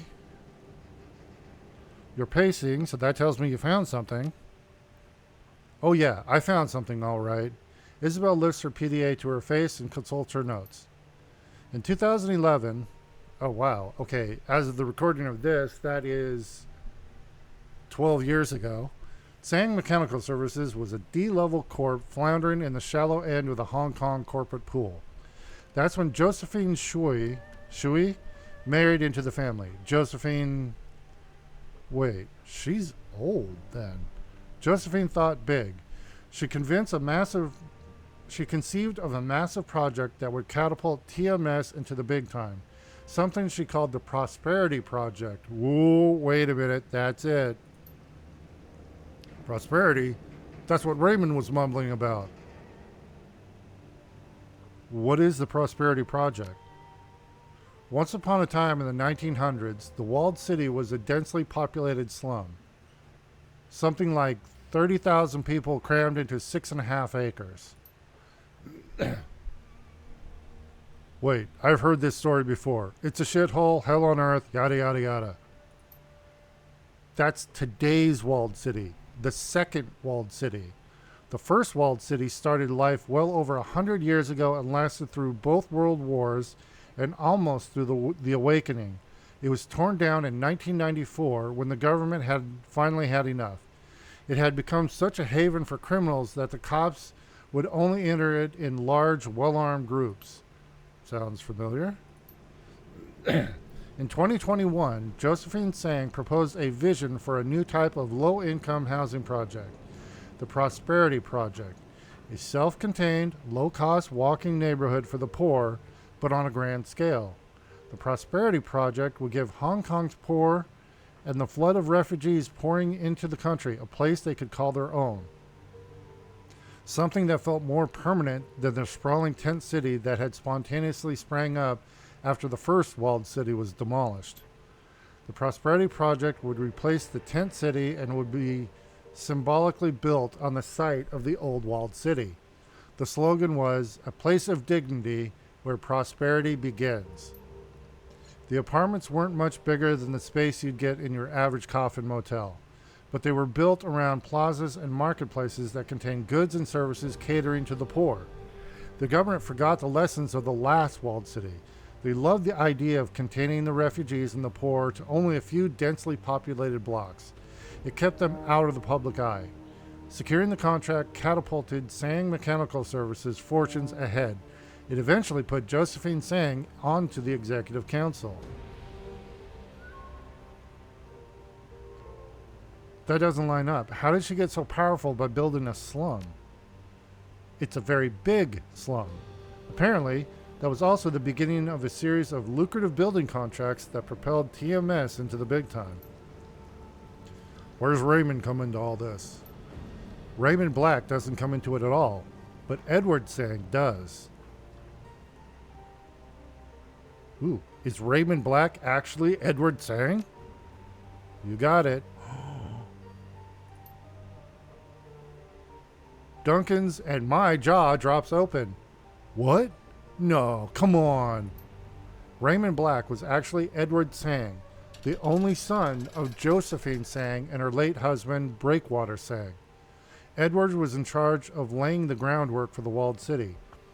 Excavation and utilities, running in power lines, sewage, that kind of thing.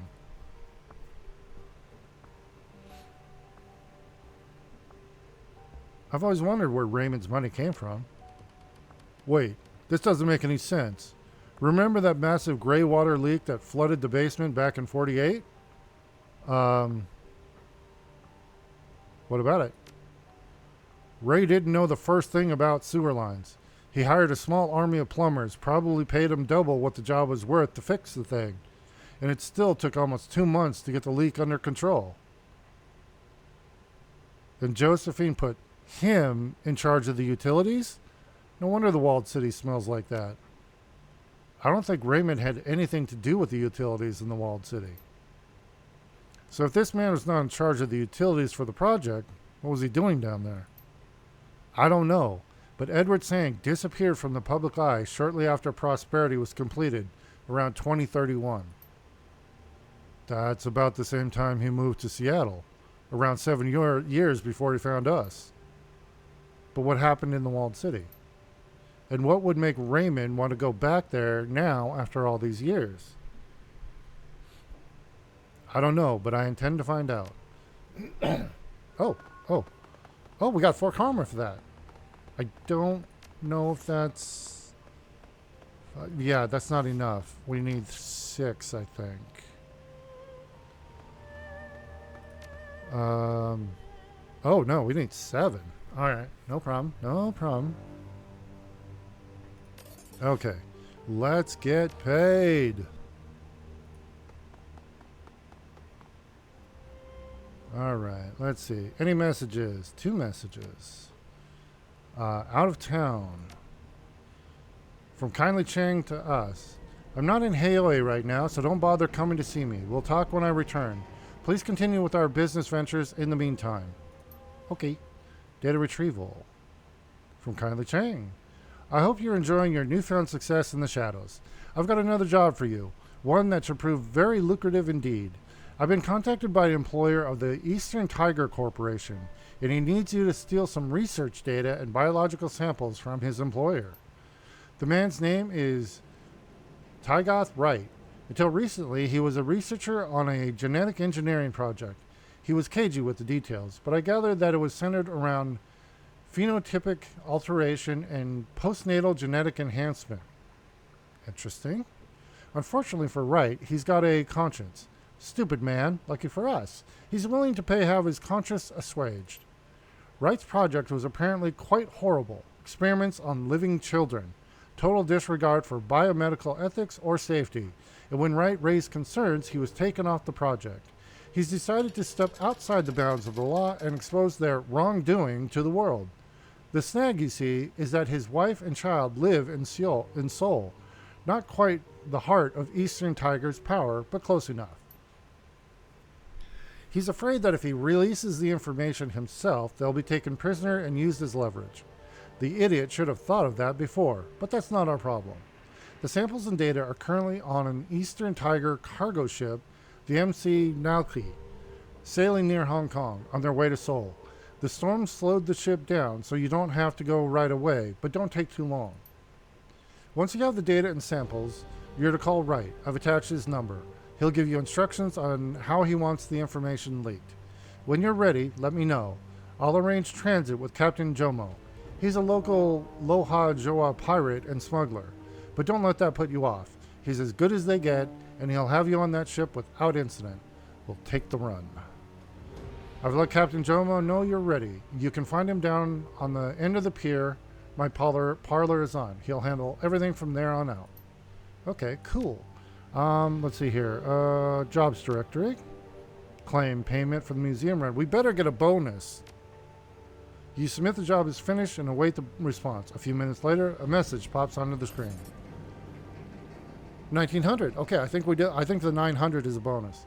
Well done. You went above and beyond what I asked and liberated some truly precious artifacts. I've attached the payment you're owed, plus a little bonus. I trust that you'll keep quiet about what exactly was liberated from Liu's little museum. I'll come collect the books from Kindly Chang shortly. Nice. Okay. And then we have some pay data. So for that, we're going to go to the Shadowland BBS. And we'll post the pay data. And this usually takes a mission, and we'll be able to come back and get it. So we're going to post the museum shipping manifest. Alrighty. And then let's check the BBS. What do we got? A lot. Typhoon stalled offshore. Update on Typhoon Usagi. Infrared images of the storm eye-to-wall transition are really quite stunning, by the way. Typhoon Usagi has stalled in the South China Sea and is now weakening after passing north of the Philippines. Oh yeah, this is a typhoon that is actually sentient. It's strong wind and periodic heavy rains will continue as Usagi's arms sweep across the region. For the moment, Usagi is resisting the wind, which is causing it to lose strength. Prevailing winds will probably ultimately drive Usagi ashore west of Macau as it struggles to remain over the water. Yeah, it's a sentient storm, so it knows if it goes over land, it'll dissipate. So it's trying to it's going against prevailing winds.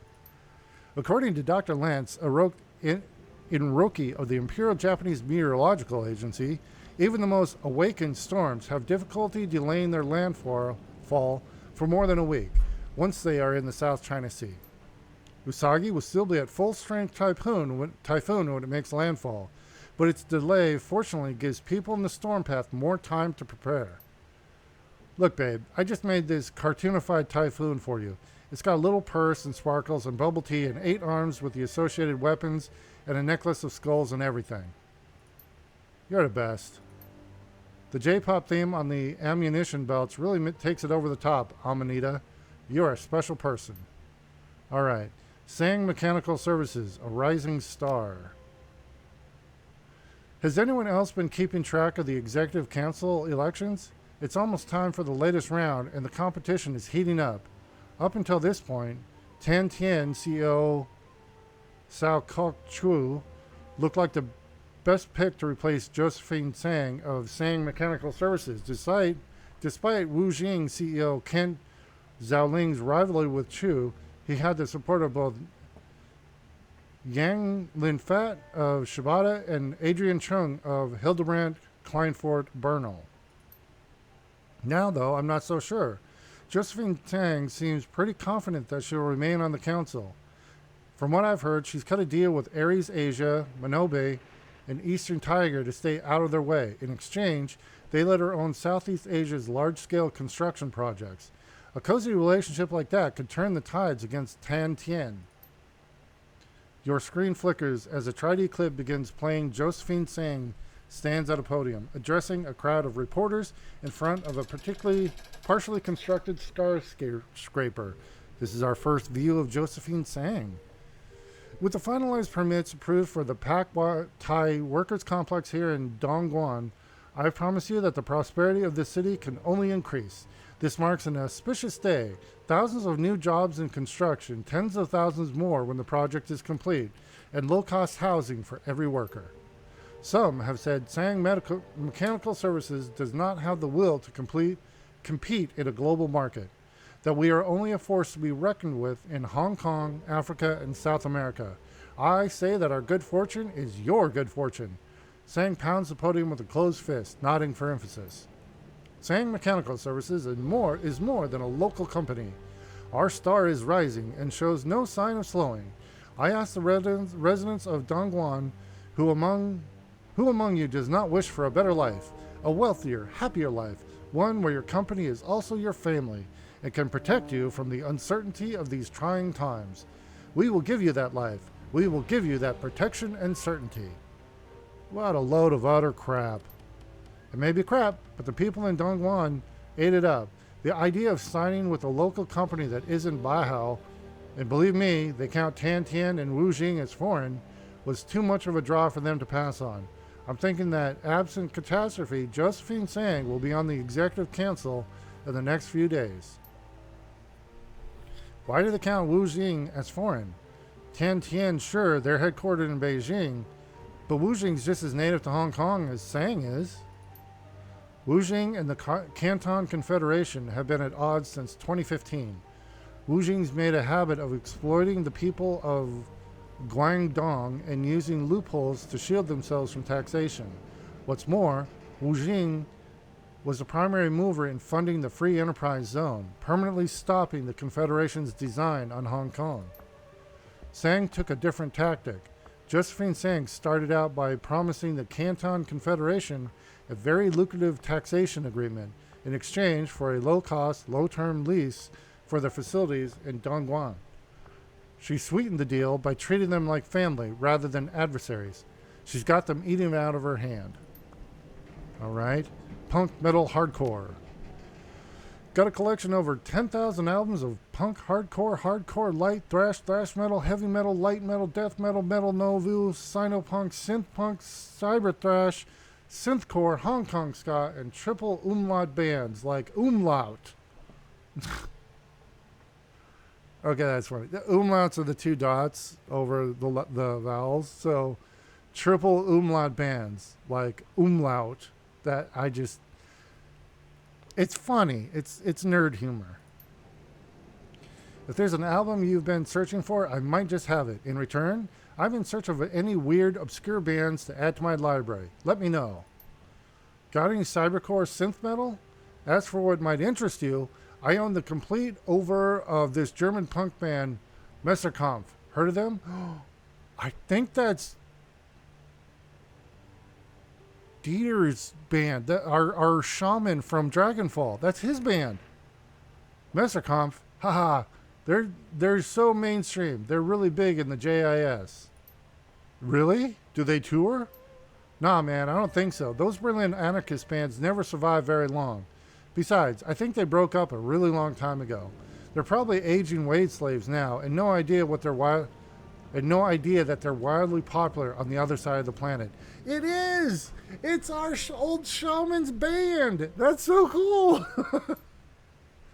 All right, looking for a decker. Oh, this is like Spinal Tap's drummer. These people keep losing deckers.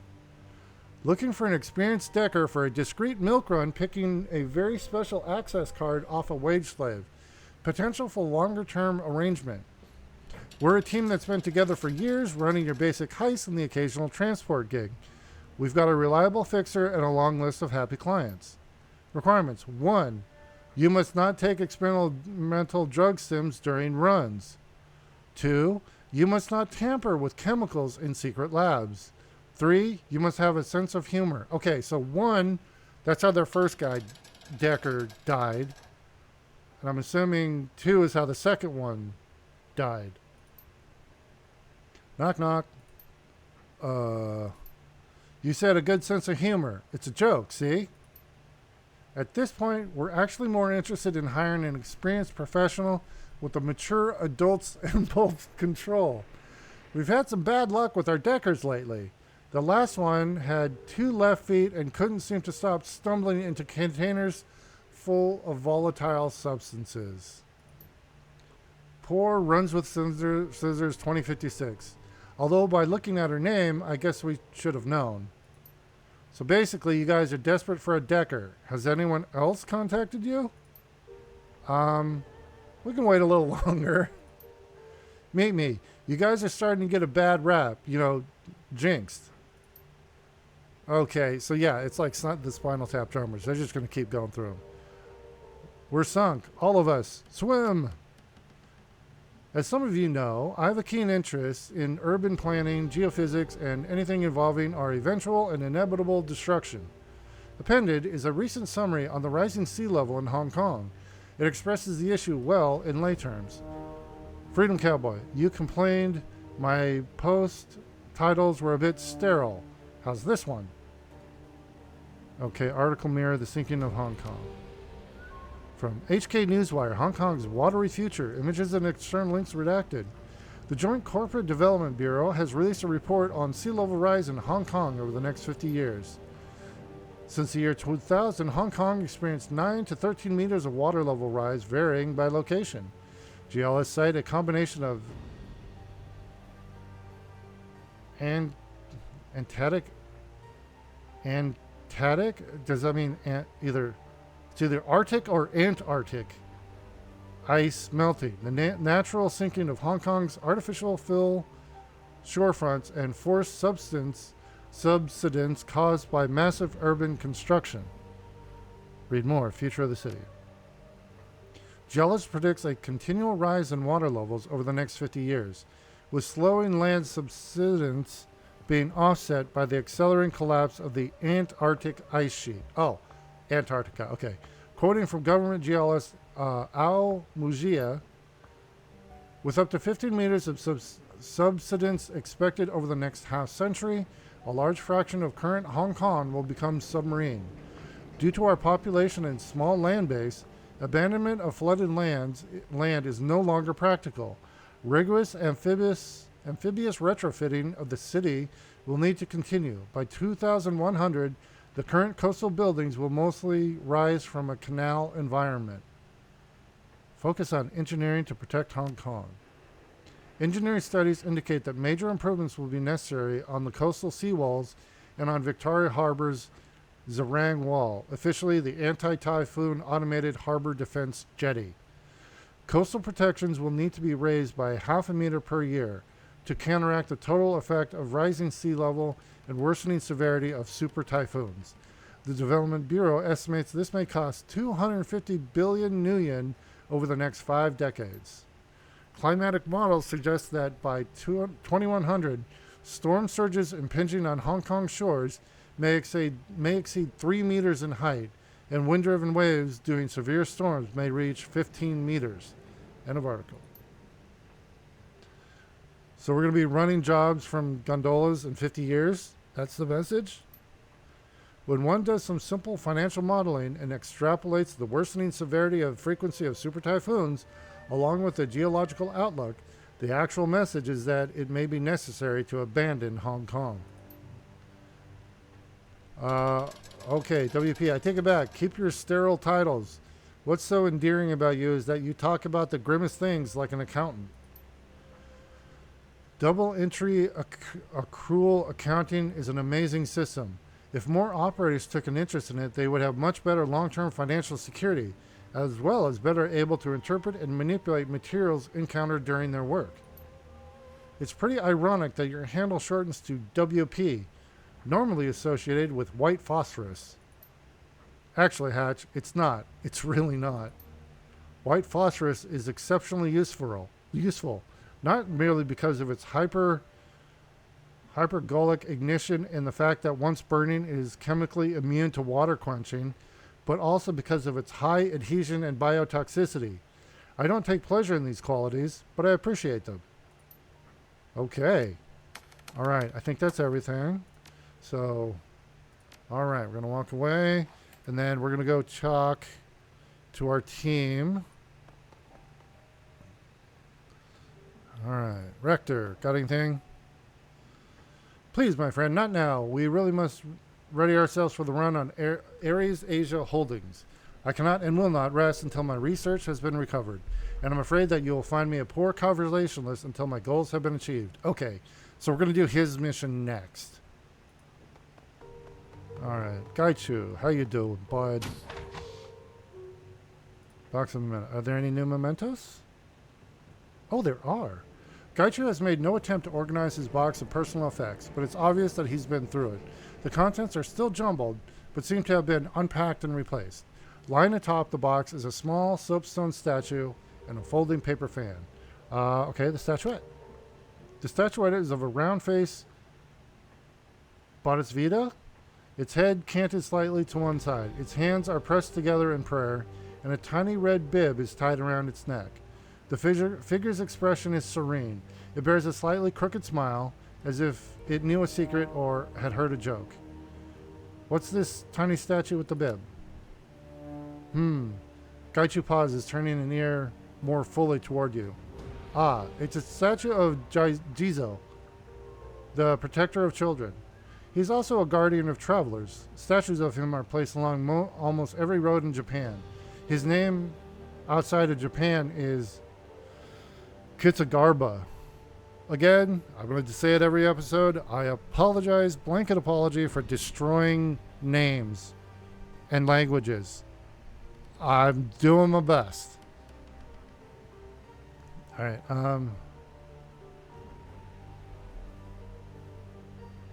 You don't seem like a person who cares about having kids. I have no interest in having children. I did at one time, but no longer. I have kept the statue not because of my love of Jizo's role, but of his temple in Kyoto. It was one of the few refuges from the world when I lived in the city. Jizo is in a tiny place. It is fairly close to the much larger and better known sister temple of Saihoji on the western edge of Kyoto. Unlike Saihoji, however, Jizo-in is almost unknown. Gaichu smiles fondly, looking sightlessly into the distance. To get there, you have to walk through twisting residential streets past a deep green grove of bamboo. If you do not know what you're looking for, you will never find it. Most people assume the road is simply a dead end. I recall walking there in a light rain. I could smell the ginkgo and maple leaves in the slight breeze. I would go there and simply sit and let myself be, whenever I felt the stress of school was too much for me. Inside, there are several small shrines, but the main attraction is the moss garden. You enter a very old meditation room from a small gate. You take off your shoes. You sit on the edge of the garden and feel the world outside slip from your mind like water through a sieve. Just you, the breeze, the trees, and the moss. That garden was a microcosm of my world, stripped bare of any confusion and bustle. That sounds nice. Smiling faintly, Gaichu dips his head. I rather thought so. I never saw more than 2 other people in the temple, no matter what the time of year. It seemed at any time to be my own private sanctuary. The paper fan. The folding paper fan is cheaply constructed with thin paper stretched over plastic spines. It's obviously a souvenir sold to tourists for a few nuyen. Unfolding the fan reveals a pleasant landscape, a Japanese city in the 19th century or earlier. Curved roofs at sunset beside a deep blue river. Two ships sail down the river, which is spanned by a long wooden bridge. In the foreground, laborers carry buckets along the shore as a man on horseback rides in the opposite direction. In the distance, a pair of large red buildings dominate the city skyline. One large temple hall and a 5-tiered pagoda. Gaichu grunts, not turning towards you. The fan is from Sensoji Temple in Asakusa, one of the districts of Neo-Tokyo. The image is one of the less famous works by Ando Hirosagi, a woodblock printer from before the Meiji restoration. I purchased the fan while on leave from my military training. It reminds me of how open life felt when I was younger, how the future seemed to stretch out, full of possibility. And also because I like the painting. All right, let's talk to him. Okay. Sly, not right now, sweetie. The cabin is in a far better state than it was previously. The heat has been adjusted down and the ventilation restored.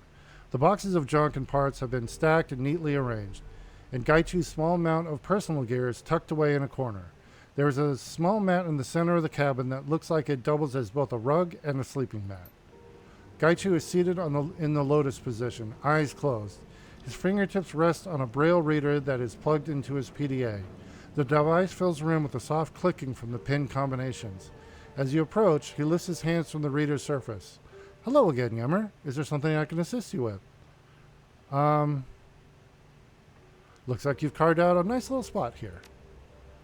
If you say so. I doubt it would be suitable for others, but I do not require much by way of space, and I have few possessions. So long as I have a quiet area in which I can sit and relax, I am happy. Now, what is it you wish to discuss? Any thoughts about that last run? A curious affair. I wish we had more time to study the nature of the mummies we found in the catacombs, as I am unaware of any spirit or paranormal phenomenon which could explain their existence. Bound spirits? A strain of HMHVV? Perhaps something else entirely. Their nature is unclear to me. I should very much like to know how the mummy's trinket came to be. It may well be that we have discovered a new form of immortality or manner of spiritual being. To store one's essence in an object, what a concept. Such an opportunity is one that should be studied in depth. Is there anything else I can do for you?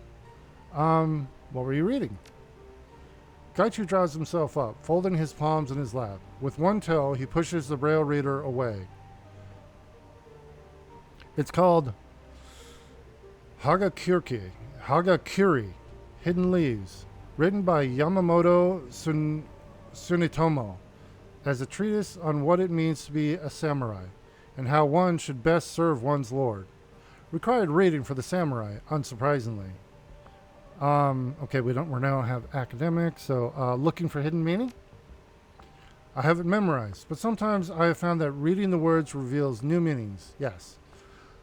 I may have left my old life behind, but old habits are the hardest to shake.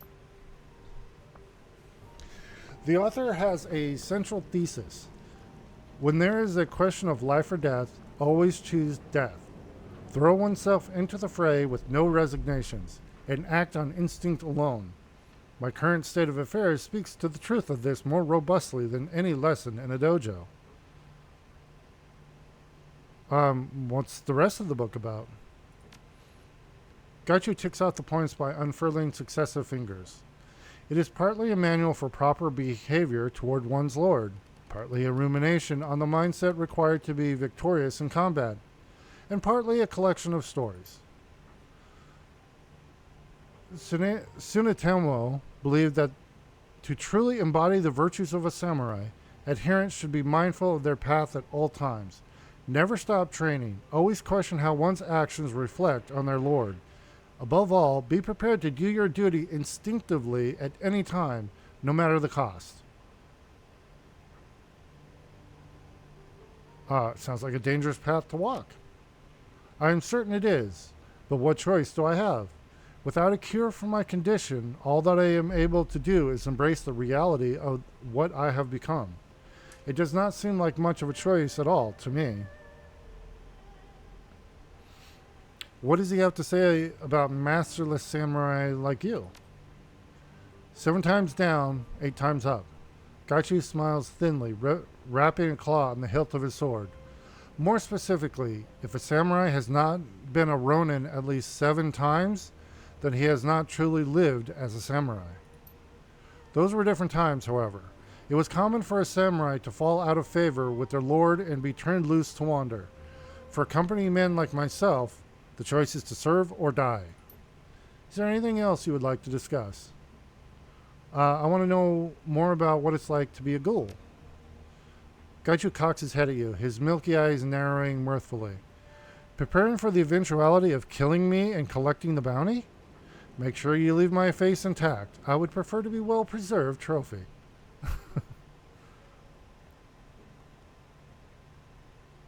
Don't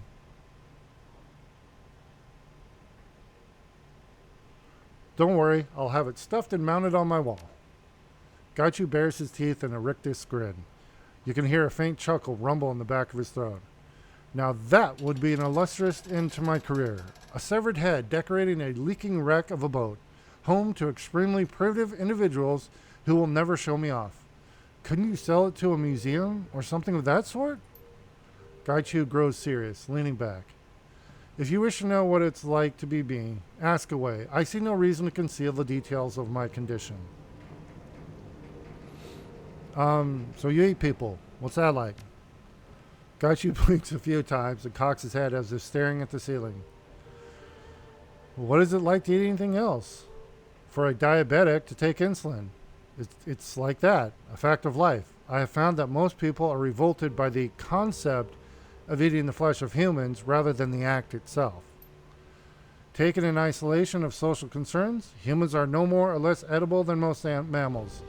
The flesh can be of poor or high quality, depending on all the factors you would expect, diet, lifestyles, etc. I prefer to prepare my meals as I would sashimi, light garnish and flavoring, but with an emphasis on the taste of the base meat. Do I enjoy it? No, not especially. Some Japanese are fond of pork and chicken sashimi, but I have never been one of them. Gaichu shrugs helplessly. But it is a fact I must accept. And if it is how things will be, I will make the best of it. Do you feel bad about having to eat people?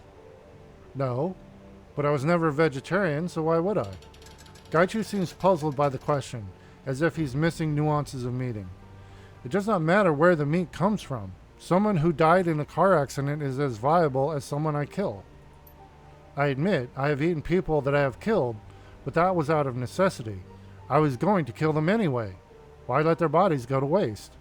I mean, it's kind of a practical... Most ghouls smell like rotting meat. Why don't you? Diet and cleanliness. Most ghouls eat rotting flesh and do not bathe.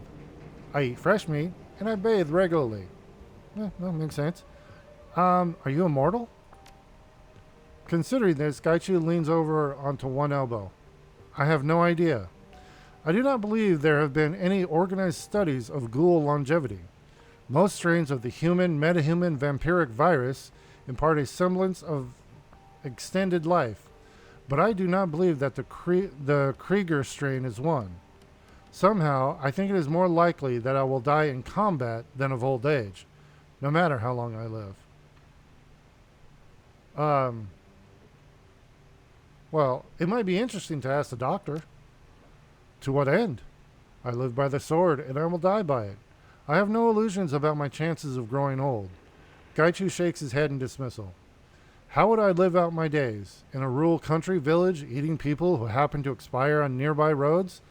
That will not be my fate. All right. What's the deal with your teeth? What deal are you referring to? Did you file them down to those points? No. They're actually new teeth, created by the infection. I suppose it is the natural advantage to have teeth better suited for carnivorous pursuits. Yeah, makes sense. Let's talk about something else. As you wish, what's on your mind? You were talking about your father bailing you out of jail. Ah, yes. I do recall you asking about that. Gaichu's reticence is palpable in the long silence that follows. He does not continue. If you don't want to talk about it, we don't have to. Gaichu sighs heavily, nodding. I have given you my word, and I intend to keep it. Do not be concerned. I simply have not spoken of my family in a long time. Sounds like you may not have gotten along. Not when I was younger, no, but we came to an understanding eventually. Simply took some time to get there. Longer than he would have liked, I suspect. Yasujiro gave me an ultimatum after my run-in with Shawazay security. He told me that he had cut a backroom deal with a rival in Shawazay to keep me out of prison. The charges would be suspended if I finished high school and studied at Kyoto University with the intent of joining Renraku. If I did not, Shawazay would take me into custody and I would spend time in prison. What did that cost him? I have no idea. He refused to reveal what he had been forced to do in exchange, but I cannot imagine it was cheap. Insider information, perhaps. A deliberately botched contract? Yasujiro was a manager in the water and power division, so the deal would have been lucrative but not secret. I had always taken my family for granted. Raised in a Renraku family going to Renraku schools, I'd always had a sense of place, of belonging where I was. The thought of all that vanishing, I simply could not imagine it. Suddenly, the reality of my actions became clear. Gaichu runs his fingers over his bald scalp, smiling distantly. From then on, I tried to be the son he wanted, and seemed glad of it. And he seemed glad of it. We grew much closer over the next few years. He took time off to visit me when I was living in Kyoto. Why would that be unusual? He was a very busy man in those days, a lot of responsibility and very little time for himself. I was impressed that he could carve off as much time as he did just to go camping with his son.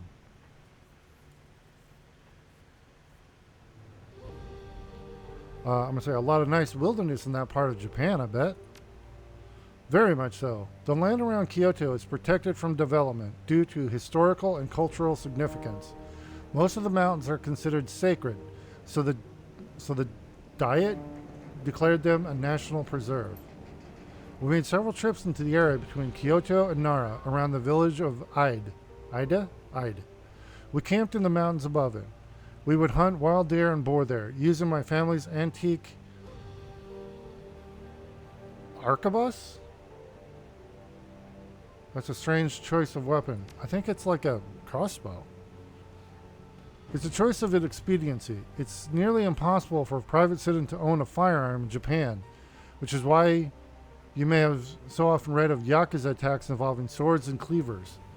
As the Tanegashima that my family is from the 18th century, it is exempt from ordinary regulations. Gaichu chuckled softly to himself.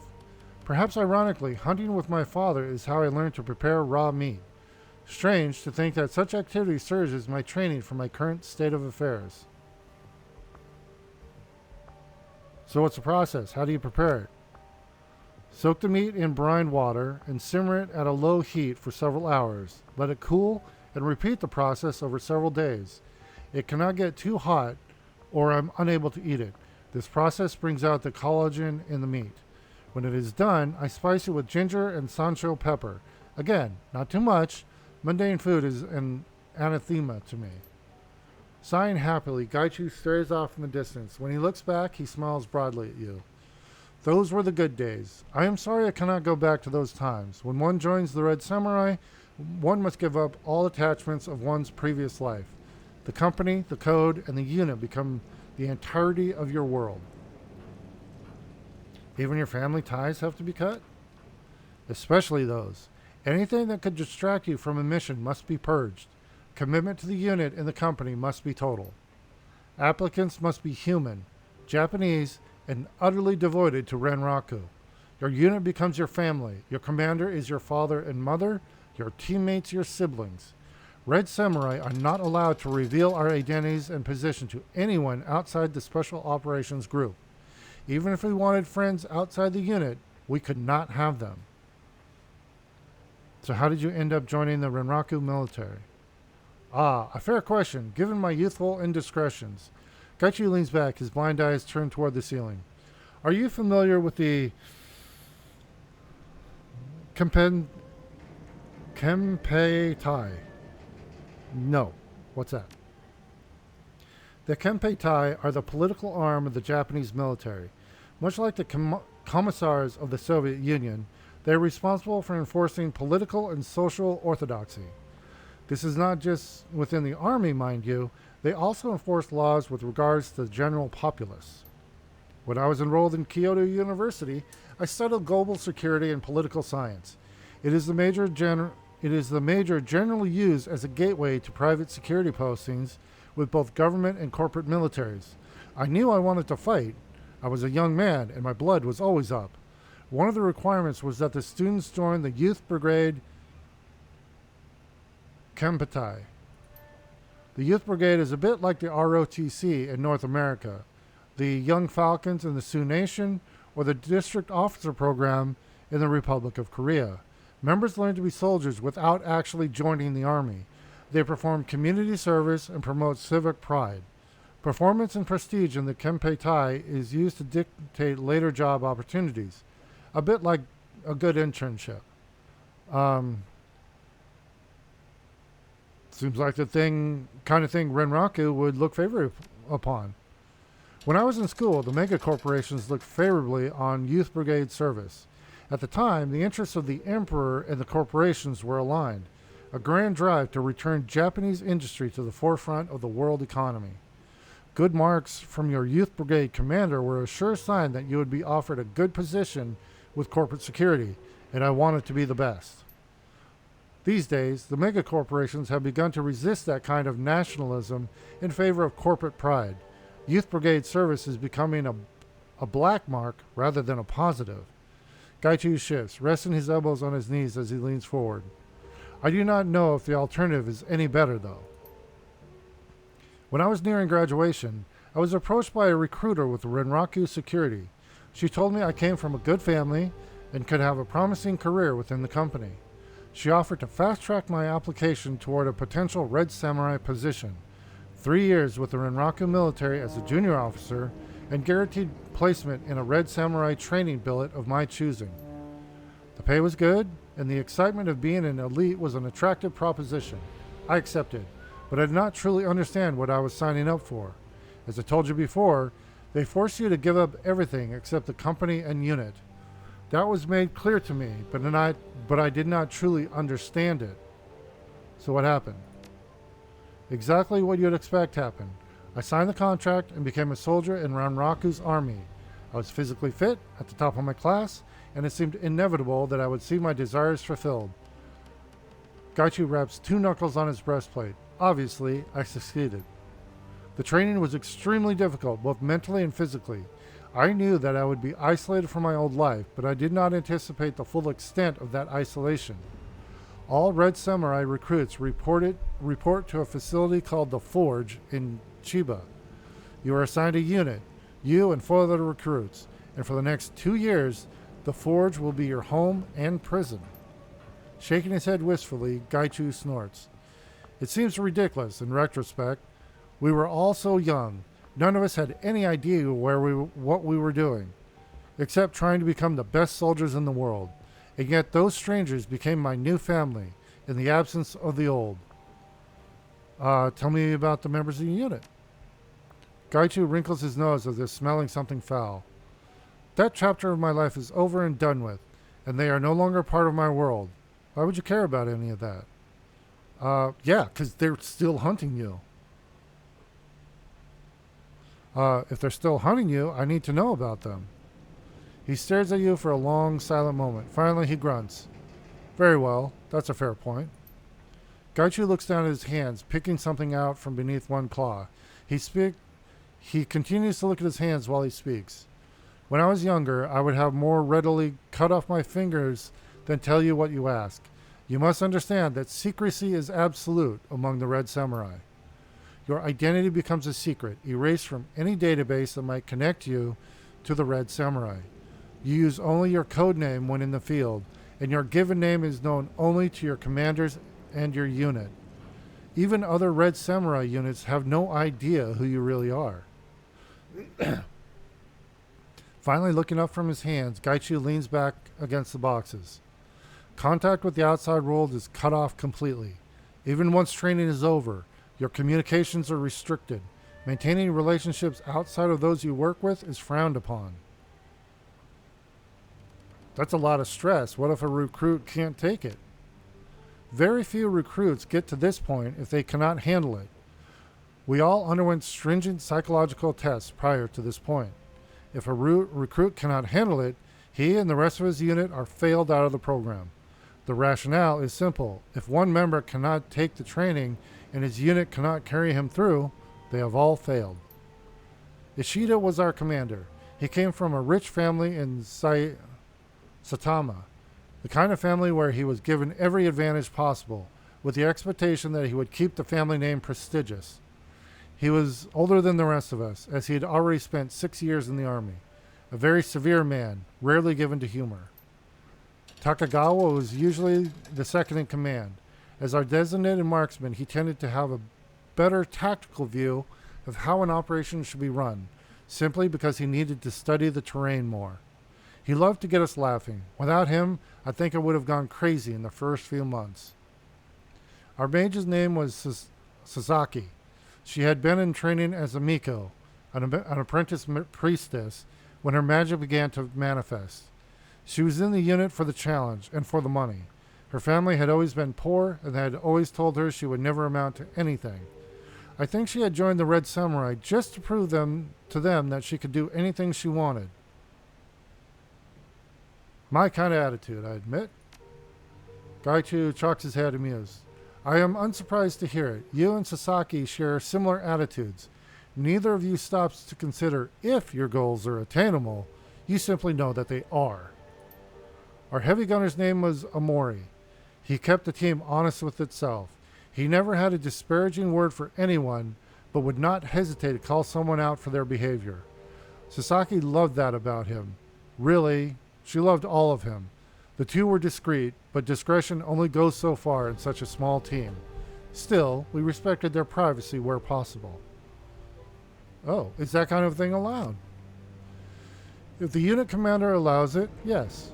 We were given incredible wide leeway in what to allow or forbid in our unit. The belief being that results were the only thing that mattered. If the unit failed, it would fail as a whole. Sasaki and Omori were crazy about each other, and it would have done more harm to keep them apart. Lastly, there was me. I was the close quarters and breaching expert. I was the first man in the door when we had to clear a room. I was the perfectionist on the team. Omori could get us to do anything, but I was the one who made certain we did it, well, with style. How do you mean? If a thing is worth doing, it's worth doing well. If that thing is also your duty, it's worth doing perfectly. Many times we would perform a drill or exercise well enough, but that was not good enough. If I had to trust my life on it. That was why we became one of the best teams in the organization's history. Sounds like you missed them. Gaichu growls, his tone annoyed. Of course I do. They were my family for 8 years. Who wouldn't miss that? That sense of belonging and shared values. Even if I were to be cured, I could never go back. They have been disgraced, and I have done unforgivable things. I have been cast out for good. What do you mean? Gaichu closes his eyes, sighing through his nose. When they ambushed me in Fukuoka, it was fight or die. I killed 2 of them before I escaped. I will not be returning to the unit, no matter what. He opens his eyes after a moment, shoulders slumping. It's not an easy memory to grapple with. Oh yeah, that's fine, Gaichu. Take your time, man. Thank you, Yemmer. I am sorry I cannot talk about it now, but I need to process the emotions. They are still raw. I am tired. Come back later and we can talk more. Absolutely, buddy. Oh, I feel bad for him now, man. Or, I mean, I already did, but yeah, it's like he had the family, like losing it. It's not only he lost his family, but they're now hunting him and he has to defend, and he killed 2 of them to save his own life. It's like, oh man, rough. Okay, what's Duncan? Does Duncan have anything? Duncan. You find Wu sitting on his bed and staring at the floor when you come into his cabin. He rubs his head up and back, occasionally stopping to softly bounce his palm against his forehead. When he notices you, he closes his eyes and shakes his head. Not in the mood to talk right now. I gotta wrap my brain around this Edward Sang thing. Tough finding out Raymond isn't who he thought it was. Yeah, that's pretty much what I was thinking. 16 years. We lived with him 16 years and we never knew the man. 16 motherfucking years. I just gotta think, work through this. Oh, okay. Wait, is there anything else we can... I just want you left alone right now. Gotta think. Okay, yeah, no problem, bud. Let's see what Gobbet and Isabel, if anything, have to say. Hey, Isabel. You enter Isabel's cabin to find her jacked into the octopus. Her body slouches, motionless, tethered to the machine. The computer's large display screen flickers to life again, just as it did last time. Isabel's avatar fills the screen. This isn't helping. The avatar frowns down on you, a look of supreme disillusionment on its face. I'm decking. I'm in my safe space, and it doesn't help. The memories are just as painful here as they are in the real world.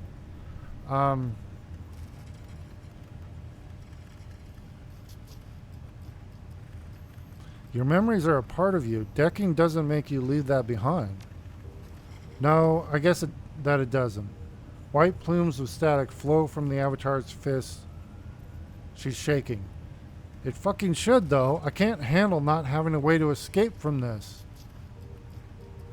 So what are you going to do about it? I don't know, okay? I just don't. You know what? Hang on. The avatar winks off the screen and the terminal powers down. Isabel's body shudders, a familiar tremor. Her consciousness is flooding back out of the matrix into her meat. Her eyes flutter. She takes a sharp breath. Slowly, shakily, she rises from her perch on the floor. You're here with more questions, right? She coughs into her crook of her arm, wipes her nose with her sleeve. I'm sure that you are. Why else would you be bothering me? So spit them out, and we'll go digging around that cesspit that I call a memory.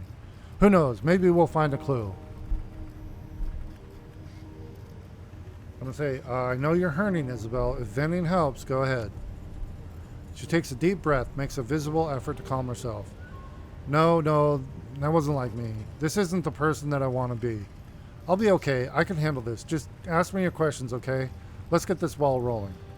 I'm going to ask about the last run because it seems like when I ask the other stuff, I lose that option. So I'm going to start with that. I always liked the old stories about robbing the rich. I dreamed of being like that when I grew up. You know, a righteous bandit like the ones in Walter Margin or Sun Wukong. So I like Wang's angle on the job. Break in, liberate some priceless artifacts, and get out. I can't think of any stories that involved angry mummies, though. That's a new one on me. I mean, I guess I can understand being pissed off if you've been trapped for centuries. That makes sense. But I'm not sure the deal you made with that mummy is a good one. What happened when it's free? Is it going to run around haunting people across Hong Kong?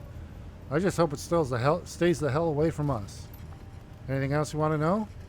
I have a question about the walled city. She clenches her jaw, nods. Go on. Galbert told me about your escape from the walled city, just like you said she would. Yeah, I'm not surprised. Why are you telling me about it? Because I want to get your side of the story. She sighs. All right, fine. If that's what you want. The walled city was a hellhole. You already know that. But for all its failings, it was a good teacher. It taught me to hide, to stay small and unnoticed and insulated, to survive. It taught me that fish on the perimeter of the school get eaten, that sticking your neck out is a fool's errand, but that even fools can have their uses. It also taught me to recognize a stronger person when I met one, and how to use that strength for my own benefit. So when I met Gobbet, I knew she had something I didn't. I can see how she'd be insulted by either of these answers, confidence or her magic. I'm going to say her magic. She nods. And her connection to Rat, and her willingness to risk her own neck on a whim. We were different people then. Still are now. But the differences were even more pronounced when we were kids. Care to elaborate on that? Gobbet was playful and carefree. She could hold her own in a scrape, but she mostly saw life as a game. As for me, well, I knew that it wasn't. I couldn't have been more than 9 or 10 at the time, but even at that age, I saw Gobbet for what she represented, what she could be. Your best friend? No, that didn't happen until later. What I saw her as then was a road out of the walled city, a path to freedom disguised as a little girl with dreadlocks. And as it turned out, I was right. She pauses, her eyes flit to the ground, and she tightens her hands into fists. Ever since I unlocked these damn memories, I can't go 10 minutes without thinking about what might have happened if I hadn't followed Gobbet out of that place. It's like a vicious cycle running over and over in my head. I hate it, but it won't stop.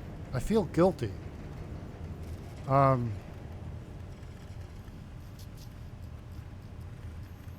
You needed help and you took it. That's nothing to be ashamed of. Gives me another reason to feel grateful to her, I guess. That's something. I've always known that I owed Gobbet, but now I remember how much and why. Anyway, that's my side of the story. I hope that it satisfies your curiosity. Now let's move on. Gobbet said you didn't want her to guide your parents out of the walled city, that you wanted them left behind. She nods miserably. Yes, but not for anything that they'd done. My parents were good people. They fled Somalia to try and find a better life for their children. It wasn't their fault that they wound up in the walled city. I wanted them left behind for me. I'm going to say, you want to talk about it? Not particularly, but I get the feeling that you'll look at me differently until I do, so I will. She taps her temple. I wanted them left behind because of this. I knew what I was going to have done. I'd planned well in advance. After I got out, I was going to find someone who could make my childhood go away.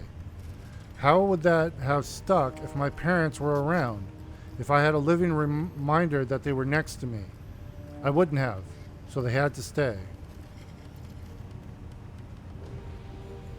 You did what you had to do. Yeah, I did. Besides, I was sure that they'd be fine. They were my parents, grown-ups. They'd be all right. She heaves a sigh. Before you ask, I checked. They're gone now. I can't go riding to their rescue. I made a decision when I was a kid. It felt like the right one at the time, and now I have to live with it. Such is life. It wasn't always. Until very recently, I couldn't remember any of this. Now let's change the subject, okay? Anything else would be fine. Why did you have your memories locked away? Why do you think? They were awful, traumatic. I'm not talking about personal trauma here. I was fortunate enough to avoid the fates of many of my peers. I didn't get pressed into service in a brothel. The organ leggers didn't get me. I only had to watch one of my siblings die. She frowns. So yeah, it could have been worse, but that doesn't make it an early life in the walled city any easier. Hang on, you watched one of your siblings die? She nods. My older brother, Cabdel, heroin overdose. He was 19, almost the same age that I am now. I'm sorry you had to watch that. Me too. Want to hear something awful? I almost envied him. He got to go out easy compared to a lot of people who die in the walled city. There was no violence. He wasn't taken by organ leggers or gunned down by the triads. He just put a spike in his arm, depressed the plunger, and stopped breathing. Quick and easy. I'm sorry. Don't be. His death was a lesson, and I did my best to learn from it. Everything that happened in my childhood was that way. A lesson in disguise. Lessons about impermanence and the random cruelty of life. Lessons about what a huge mistake it is to get attached and how to prioritize your own survival no matter what.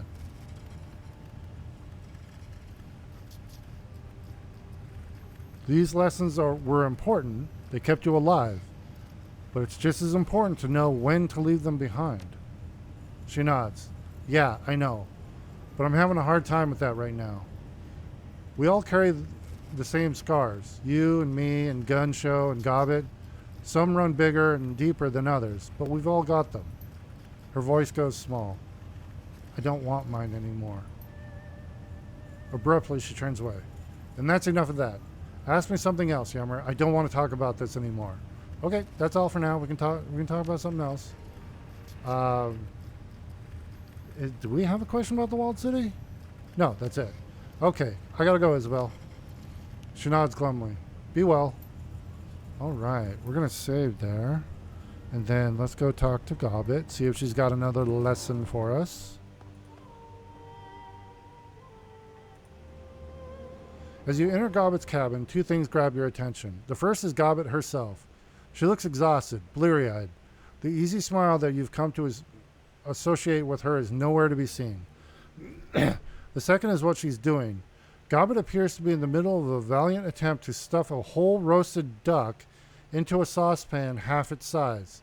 The bird's rubbery neck flops from side to side with every heave of her shoulders. She looks up from the saucepan, blinking. A corner of her mouth twitches upward, but the half smile falls away almost immediately.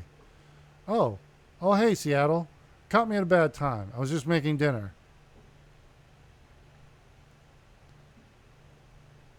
I've been watching the struggle. It looks like the duck is winning.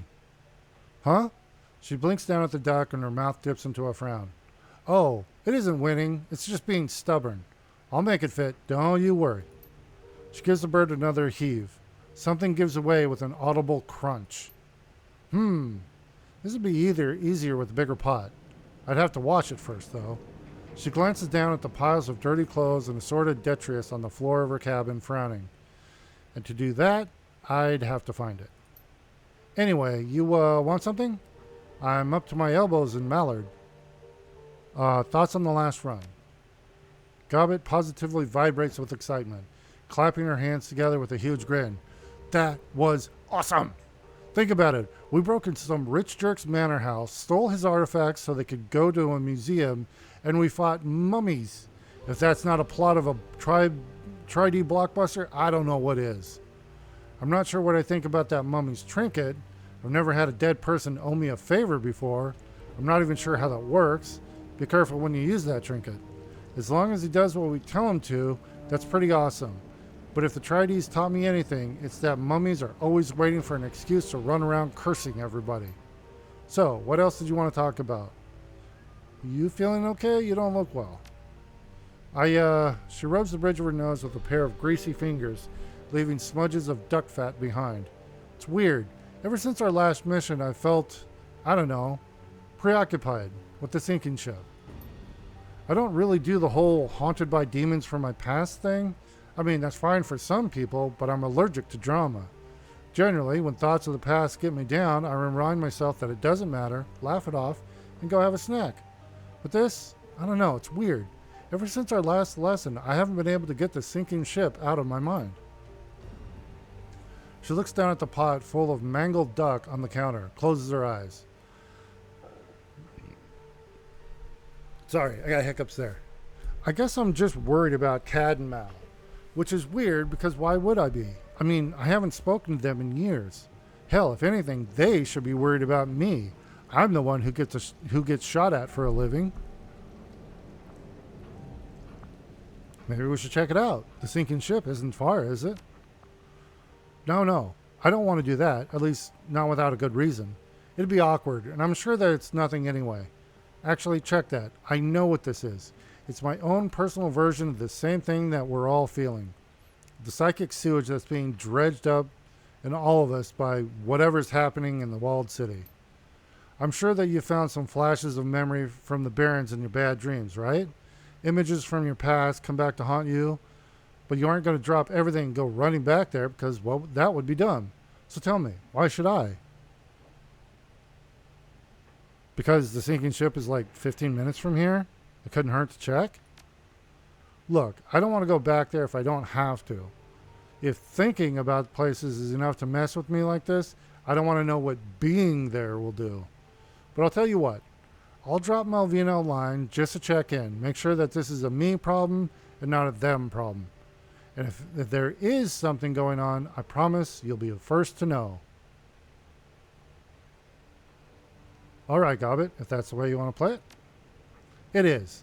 Now, was there anything else that you wanted, or can I get back to my duck? Thanks, Gobbit. Yeah, sure. In Seattle, everything will be fine. You'll see. If there is anything fishy happening on the sinking ship, you and Iz will be the first to know. I promise. Wait. I want another lesson. Oh, okay. Hey, Seattle, I'm not really in the mood to hang out right now. Heavy stuff going down, you know. I'll be fine, but for the time being, I'd rather be alone. We'll talk later, though. Okay. All right. We have money.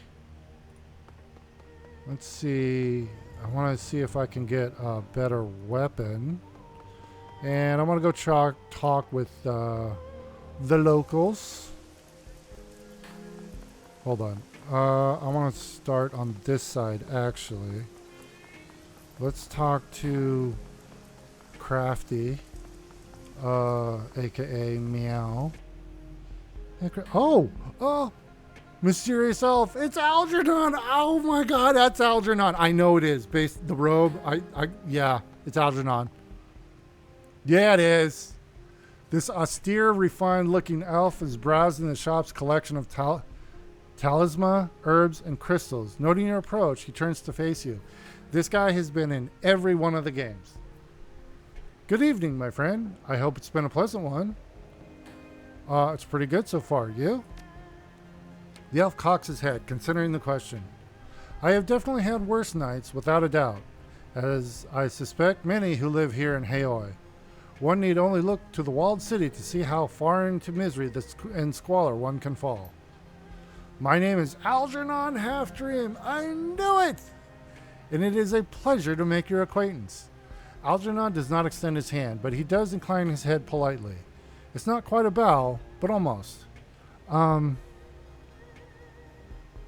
You don't sound like a local. No, I am not. I admit, though, I have been to Hong Kong many times in the past. I was acquainted with Meow's mother, Eleanor. Algernon spares a moment to survey the shop. I must say, it's been kept in wonderful condition, if not improved somewhat. Where are you originally from? I've been traveling my entire life and rarely stayed in one locale for long. I would consider nowhere and everywhere my home. When you speak as many languages as I do, it is inevitable that they begin to bleed together, though I've always had a particular fondness for Cantonese. It has a lyrical quality few other languages can match. You've been in the walled city? No. There is a leaden finality to Algernon's tone. He pauses for a moment before elaborating. I have looked around outside and have spoken to some residents who trade at the edge, but have not entered it. The misery and hopelessness of those within is overwhelming, and I would prefer not to venture too near such a well of negativity. But those emotions have colored and warped astral space in a unique fashion, one that I felt was worth studying, albeit from afar. He shakes his head sadly. Such a waste of human potential. To think of all the ways the world and fate have failed these people. You've got some interesting eyes, Algernon. Do I? I never really thought about them, to tell you the truth. They allow me to see, and there our relationship ends. Surely there must be many people in Haoi with interesting eyes. Cyber surgery is so common these days as to be almost routine. Most people's eyes don't glow, Algernon. I suppose that's true, but there are so many inexplicable quirks of genetics in this post-awakened world. Birds that summon lightning, dogs that breathe fire, cats that transform into lions. Glowing eyes seem a small thing taken in comparison to all of those. Are you a mage or a shaman? What makes you think I'm either one of them? Perhaps I am simply an inquisitive soul. Algernon smiles and gestures toward the racks of magical accessories on the wall. Of course, a merely inquisitive soul would not be interested in purchasing any of this. Perhaps I am both, or neither. The nature of magic is fluid, especially in these tumultuous times, so soon after the dragons have awoken. Too many people try to draw binary divisions between methods of thaumaturgy. At the heart of things, there is will, there is power, and there is change. Okay, see you later. Safe travels, my friend. All right, and Crafty. A heavy scent buffets your senses, the scent of pure, unadulterated book. Woody, musky, dusty. The light herbal incense from before seems like an afterthought in the wake of paper smell. Looking around, you see that the shopkeeper has abandoned her earlier feeble attempts at organizing the text. Several of the towers of books are now reduced to piles on the ground. A piece of paper caught somehow in a ceiling rafter rustles gently above you. Hello, anyone home? You hear shuffling of papers. An arm rolls out from under a pile of blankets and books, and Crafty raises her head, a notebook spread open on top of it. The book topples to the floor. Oh, hey! Her voice cracks. Crafty clears her throat with a cough and stumbles out of her pile. Her voice is clear when she speaks again. Okay, Isabel was coughing, and now she coughed. Don't like that. Sorry about the mess. I was up all night reading. Or rather, up every night reading. She stretches. You look dog tired. Feeling all right? Crafty lets out a single sharp laugh. I've been better, if that's what you mean. Going through these notebooks has been hard. Not just because of the sheer amount of information. It's been a nostalgic ride, too. Sorry, my cat is on my desk, kind of wrapping around my hand, so... Alright.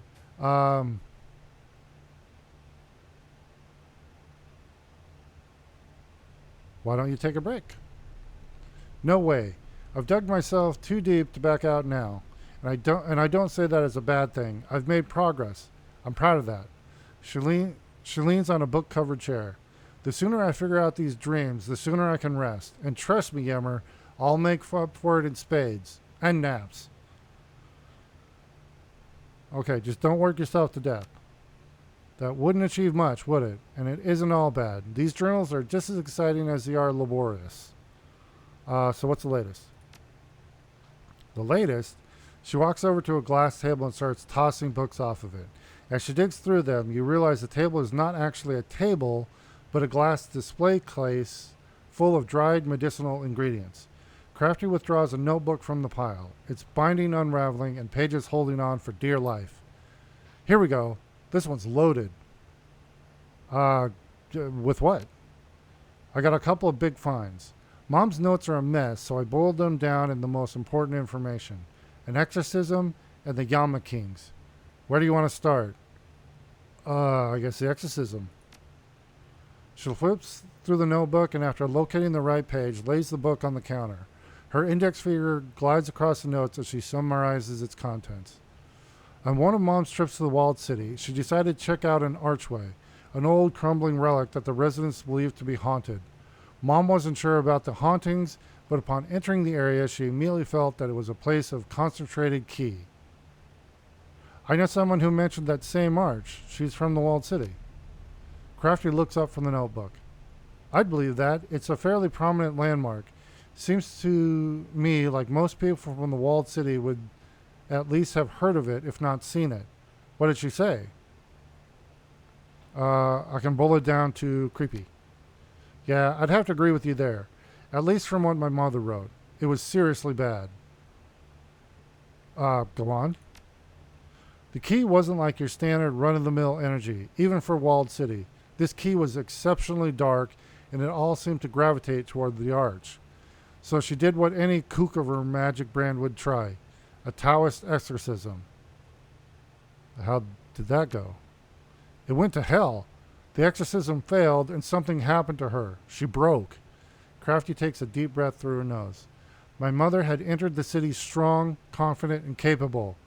But when she left that day, it's hard to explain. It's as if the experience left her vulnerable to those base horrors within the walled city. She grew paranoid and became frail of mind and body, a mere shadow of her former self. It's as if she witnessed something and it changed her. She became more obsessed than ever, and that's how I remember her now, as that broken woman. I'm not sure how this fits into our investigation, but it's a sort of malevolence that is coursing through the walled city. Coursing. It's no wonder the people who live there experience such terrible dreams. Okay, I'd like to know about the Yama Kings. Crafty turns a page marked with a red sticky note. She looks up at you. Tell me, how much do you know about the Yama Kings? I've never heard of them. Personally, I'd only heard about the Yama Kings and fables and myths.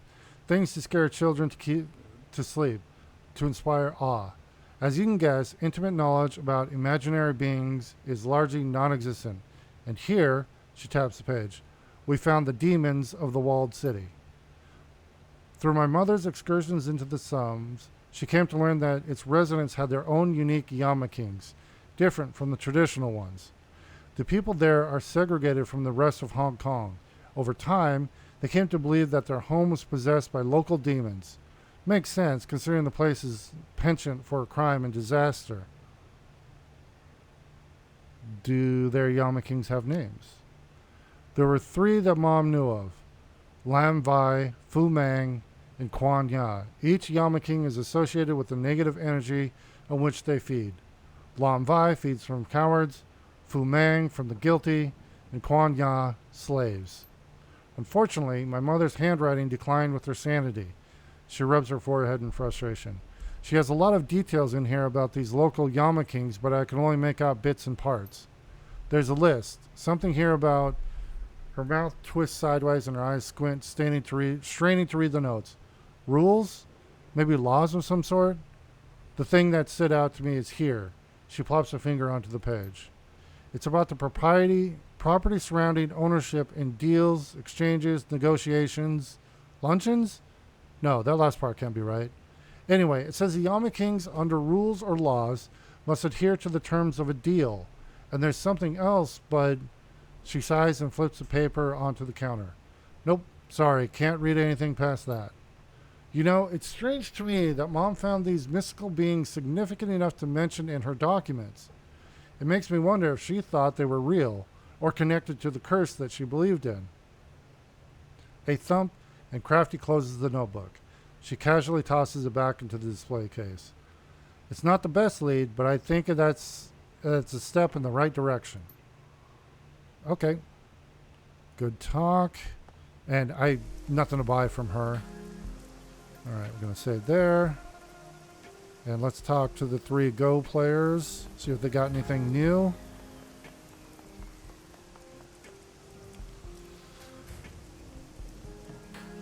Look who's back. Why don't you go egg your car or leave us alone. Okay. Yep, this is the same stuff. Nothing new.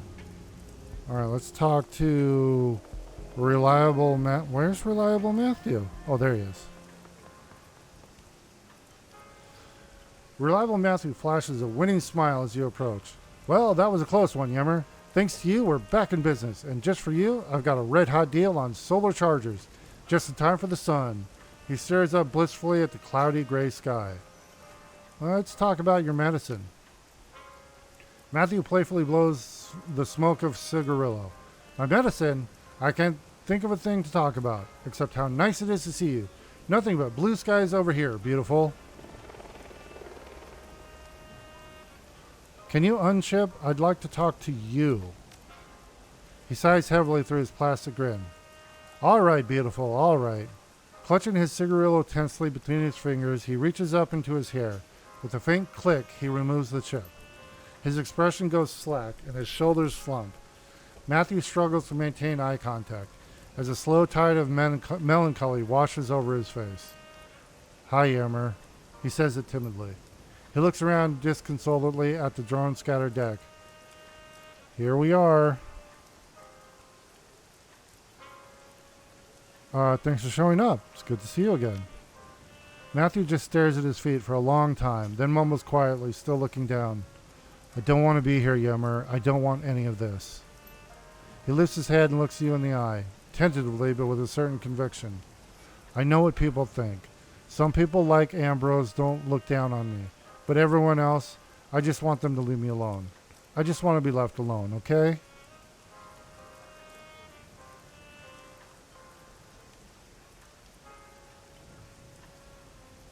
Okay, I'm going to say, it's okay, friend. I understand. You can go back now. Thanks for being real for a minute. Thanks, Yemmer. He gives you a shy nod. There's a deep recognition in his eyes. I know what I'm doing. I'm going back now. Matthew reaches up into his hair. There's a faint click as he snaps a BTL back into his data jack. His back ripples as he pulls himself upright, and his face transforms with a sudden surge of feeling. Yemmer, that was real beautiful. You got some chops on you. Whew! He dressed his tie with exaggerated gusto. You know something I think about? May I tell you? It's going to blow your socks. Sure, Matthew, go ahead. You're a peach, beautiful. So let's get real, really real. Matthew takes a big, virile breath. He looks around in satisfaction, hands on his hips. I'm not Matthew Shun. I'm not cool blue jazz. I'm both. He cocks his eye at you. I think a lot about where I'm from. Some cooked up dude in a sim rig recording his feelings, mass produced in a factory, shipped out like a commodity. And this other poor guy on a slowly sinking gasoline reeking drone lot, called a merchant of poverty by his neighbors, alone with his drones, the moldy smell of his trailer. It makes me angry, Yemmer. Angry about this heartless shit heap that calls itself meta-humanity. But it also makes me proud. Where are you going with it? This. Reliable Matthew taps himself forcefully on the chest. I'm proud because I'm more than the sum of my parts. Whatever aimless tweaker my feelings come from, they merge with the guy who never had a chance, and they alleviate his pain. I live a life of honor.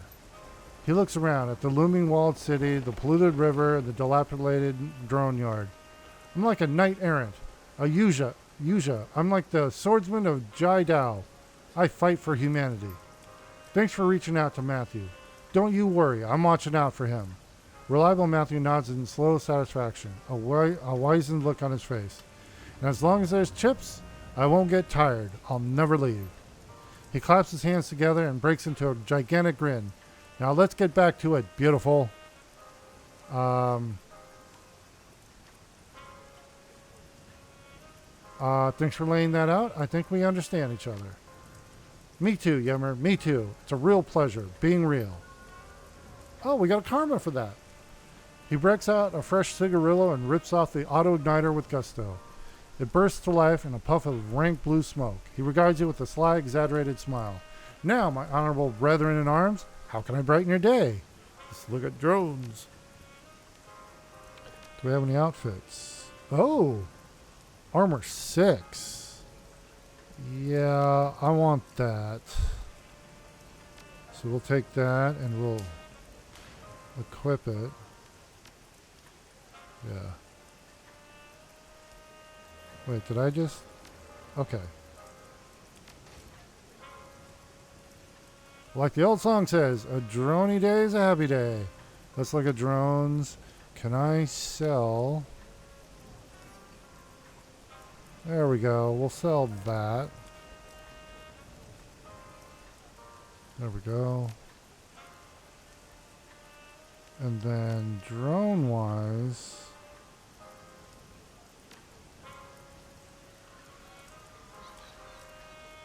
hold on, what do we have? We've got the Strato 9 sniper. Okay, these are going to take a lot of money. We've only got 1,000.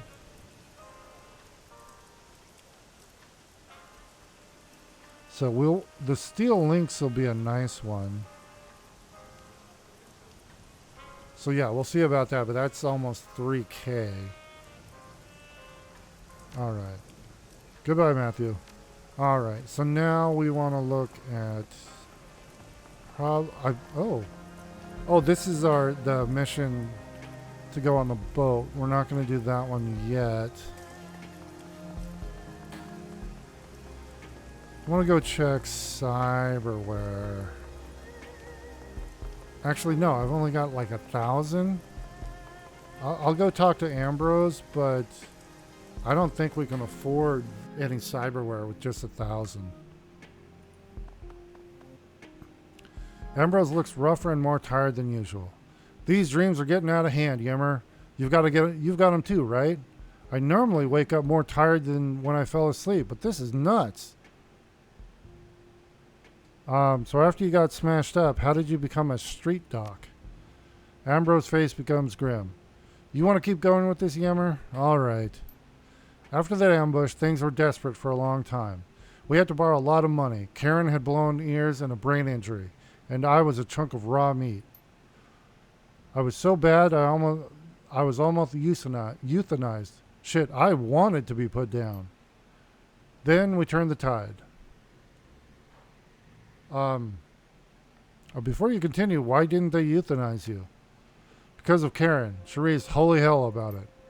She was trans Catholic, and they're dead set against suicide. To them, it's the worst sin. See, they think we're all incarnate to do our life's karmic work. No matter how shitty that work is, all other beings in the universe rely upon us to finish it. So we must see our lives through. Personally, I don't buy it. I just can't believe the universe is that cruel. Ambrose shakes his head in exasperation. Karen was a walking contradiction. She had high aspirations, but she was terrible at all that thou shalt not kill or steal or throw people off subway platforms stuff. Ambrose rolls his eyes and gives a strained grin. She was like, Ambrose, if you smoke yourself, I will hunt you down in your next life and gut you. I felt I owed it to her to live. That was the first time I ever felt like I owed anything to anyone. His face clouds with anger and hurt. And then, what she did to me, unfucking believable. Oh, what did she do? That's a raw nerve, Yammer. Ambrose's brows draw low. He glances with intense anger towards the operating table for a moment. Karen betrayed me. I don't want to talk about it.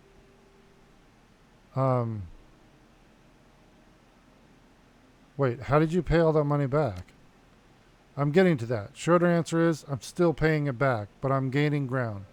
Tell you what, though, it's not the money that's hard, it's the favors.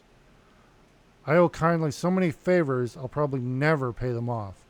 The clinic lets me do a lot of things I like, but I also have to do some things I don't like at all. Don't ask about that. I can't tell you.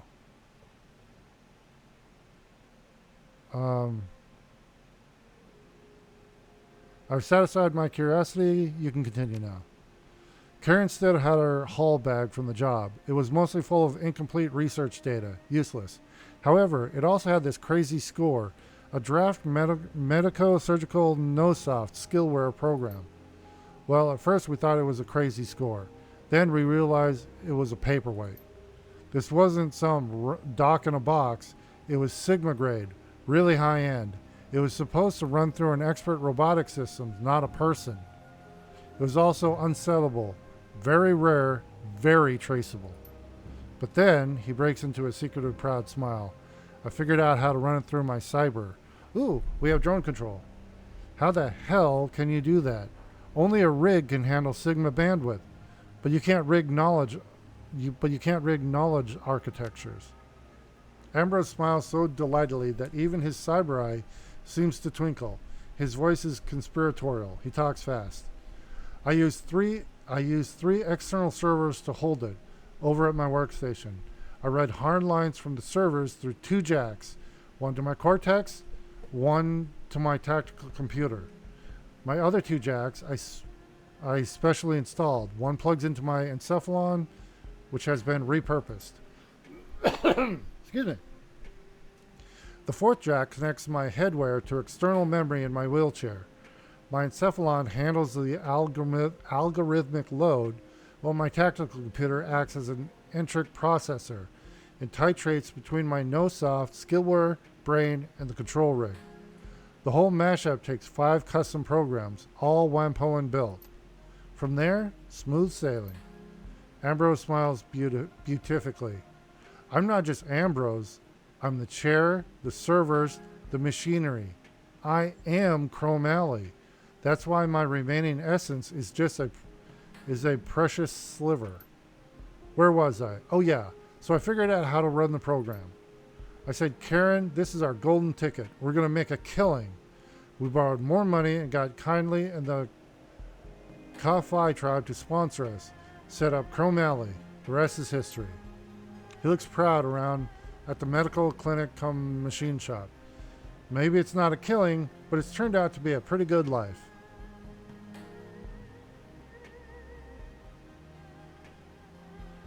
Do you worry about the program's owners coming after you? Hey, I worry about a lot of people coming after me. Nobody ever really gets out of the shadows. But my trail is cold. I've had this thing for 5 years now. Ripshot is dead. 10-armed Ambrose lives here now. Alright, show me your services. I want to see cyberware. Alright. So let's see here. Cyberarm. Oh man, this will take all of our money. I'm not going to spend it on cyberware right now. Okay, goodbye, Ambrose. It's time for me to go. Cheers, Yammer. Talk to you later. Alright, let's head out. Okay, we're going to save. And we'll go talk to the Kafai family. Kaifa family? Kafai. Oh. As you pass in front of the walled city, something takes hold of your chest and squeezes. An internal pang, like a panic attack but worse. You feel your chest compress, and for a second, the world turns to liquid. It takes all the effort you can muster to keep from falling over. A strobing patchwork of images flashes before your eyes. Fragments of a dream and sense memory all stitched together, playing on a loop in your head. Walled city residents kneeling, the churning sound of grinding gears. Leaning buildings, soiled streets, used needles on a sidewalk. The images come faster and faster. Teeth, thousands and thousands of teeth. The Redmond Barons, and the first man you ever saw killed. A crown of ivory over a shimmering veil. Duncan at age 10, his legs pumping, running for his life from a pack of Halloweeners. Strange anatomy that doesn't make sense to your logical mind. A door, a heavy industrial door. Something is written on it in faded yellow paint, but you can't make it out. And just like that, the slideshow ends. The images fade to nothing, returning you to the Haoi streets. The outermost facade of the walled city towers over you, huge, oppressive. A group of kindly changed blue lanterns pass you by, oblivious to the event that just took place in your head. You're going to try and walk it off. You take a step forward, then another. You still feel woozy, but you don't need to take a knee. The event, whatever it was, is over. Your mind is your own. Okay. Freddy Kafai is showing off some fresh ink to everyone who passes inside Club 88. On each forearm, he has tattooed an anchor. He demonstrates how they look in various poses, from flexes to his standard arms folded across his chest. Not bad, right? Someone told me that only real sailors get tats like these.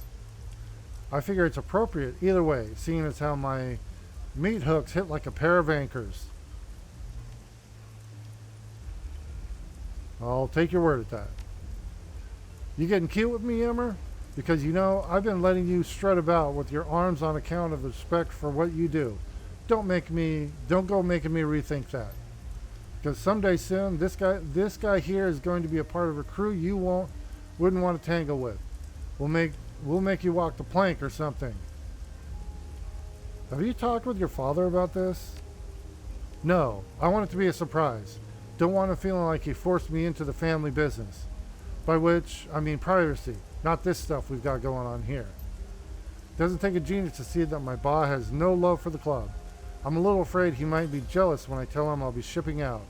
I know he misses it, the adventure, the thrills. I can picture it all, unfurling the black sails, running up the skull and crossbones, chasing down a fleeing ship, and then swinging across to plunder her hold. That's like, no, they don't do that. Yeah, I know it's not like that, but these days it's speedboats with the machine guns, climbing up rope ladders in heavy seas, and shipjacking. But hey, that's what I'm cut out for. I've got a heart for the sea, but I'm afraid of hardship and But I'm not afraid of hardship and hard work and fights.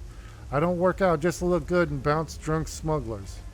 You're serious about joining a pirate crew? Hell yes. And not just any pirates. The most exclusive group there is on the water. The Hell Thunder crew. I heard about them last week. They only take orcs and trolls like me. Tough bastards, too. Men to be feared. It's a perfect operation for me to join, and I'm sure they'll take me, especially when they learn who my father is. I wouldn't be surprised if they were inspired by him in the first place. Not many troll pirates back in my ba's day. In fact, I bet they make me first mate or something just for being his blood. Probably not, but I'll see you later, buddy. Alright, let's see here. Let's see what we've got in weapons and such. Let's talk to Henry. The patriarch of the Kafai clan seems more morose than usual. The effect is particularly pronounced because of his massive size and the worn granite exterior. He looks like a mountain that has collapsed under its own weight. You return to us again, Yemmer. Everything all right, Henry? It's nothing. I just haven't been sleeping very well. Bad dreams? As a matter of fact, yes. And to call them bad dreams would be putting it mildly. I don't remember much, and I'm thankful for that. But what I do remember, there was a woman's voice, possibly Ermine's, telling me that I'm not wanted or needed. She urged me to leave by whatever means necessary. I think she wanted me to kill myself. And my boys were there too, only they were young again. But they didn't talk, they just snapped at me, trying to bite me. And their teeth, they had far too many teeth, rows upon rows of them, like shark teeth. I don't think I've ever been so scared in my whole life. Is everything all right with Callum and Freddie? I don't know.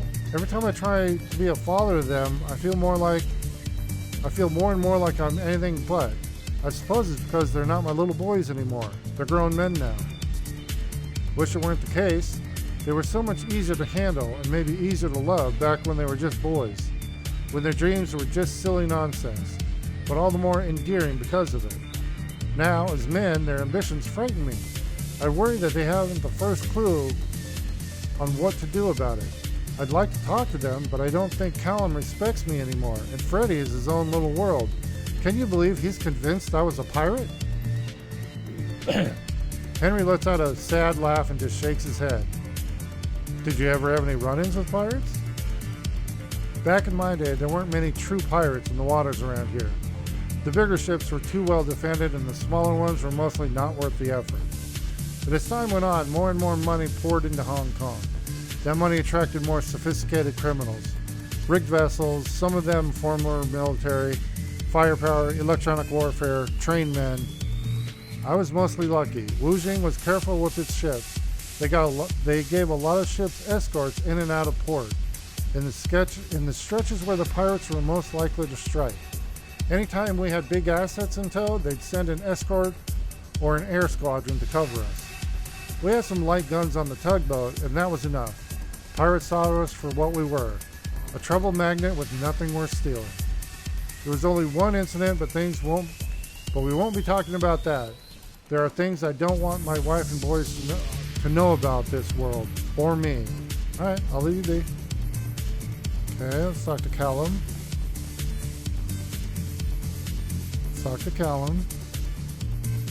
Callum sits with his eyes closed and his head back. One might assume he's asleep or trying to shake a particularly nasty hangover. But when he stirs, his eyes are clear and uncharacteristically focused. Yemmer, right? What brings you back?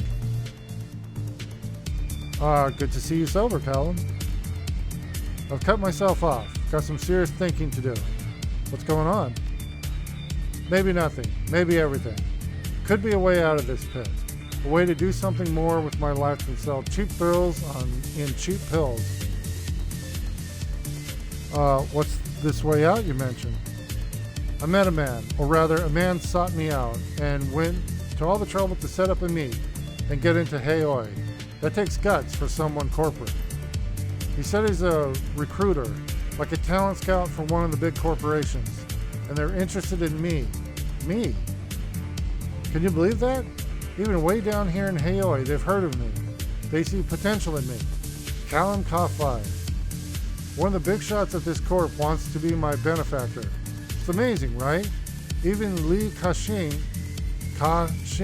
needed mentors, and he became one of the most successful men in the world. This is my start. This is my break. This recruiter wouldn't tell me the guy's name or the name of the corp. It's all still very preliminary. This was just a first step, but a first step towards walking out of here. Is it really so bad here? You've been here long enough. You should know better by now. Most people figure it out in the first few hours. Haoi is a way station, halfway between something better and something worse. You stay here, you're just accepting the fact that you'll never amount to anything. You're agreeing that all you care about is keeping your head above water. It's 4 good walls and 3 square meals at its best. Some people pass through on their way down before bottoming out in the walled city or as a floater in the harbor. Others pass through on their way up to places like Taikoo Shing or Aberdeen. That's how I intend to go. Alright, I'll leave you be. And who's this? Brent Shirkley? Something I can help you with, friend? The elf has a hard-set look to his face and the cold stare of someone accustomed to casual violence. The most striking thing about him, however, are the glowing golden tattoos that wrap from his forehead around the back of his head, just over one ear. Nice ink you got there. It's not ink. Not really. It's a spell. The elf's tone is flat and disinterested, but he fixes you with an intense stare. Magical tattoo. The kind of thing you tend to pick up in the business. And what business is that? Fixing you with a dubious look, the elf cocks his head. What the hell do you think, man? Look at you. We're obviously working the same angle here in Haoi. My name's Brent Shirky. He doesn't extend a hand, but nods at you in greeting. I'm a mage, one of the best in the hemisphere. In fact,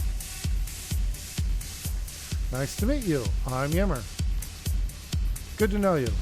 You need anyone to pick up the magical slack on your team? You can find it here. Okay, what's your specialty as a mage? What kind of bullshit question is that? Are you interviewing me for a job renting tuxedos or something? Brent snorts and hunches over the table on one elbow. Magic is about power. You can dress it up however you like, but that's the core of what it is. I've met a lot of magicians that talk about being spiritually in tune with the universe or reaching a higher state of enlightenment. It's all crap. You focus your will to enact a change in the universe. The stronger your will, the bigger the change. Calling it anything else is just window dressing. That's why I bring the big guns. Fire, lightning, raw force. My will is stronger than steel or Kevlar or stone. A good mage knows exactly how far they can push themselves, and they ride that limit. It's not the blessing with totem or an idol, but their own skill at knowing their limits, just like an athlete. That's a remarkably open way of putting it.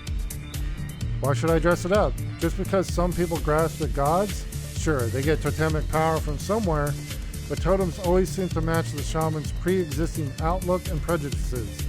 Some people can't accept the power comes from within themselves, so they have to pretend it's been given to them. Brent lifts a hand, gesturing in the air as he speaks. It's like this. We know we can grab the power output of magical energy. We can benchmark the intensity of spirits and astral energies. The entire basis of modern thaumaturgy is treating magic like any other science. We don't know how everything works, but the same is true for quantum physics. Why should we assume that higher powers are at work when the scientific method could be applied to thaumaturgy? I certainly understand the desire for looking for answers in the heavens, but they're just as ephemeral as ever. Why don't you use the street name? Brent shrugs, one corner of his mouth curling up in a wry smile.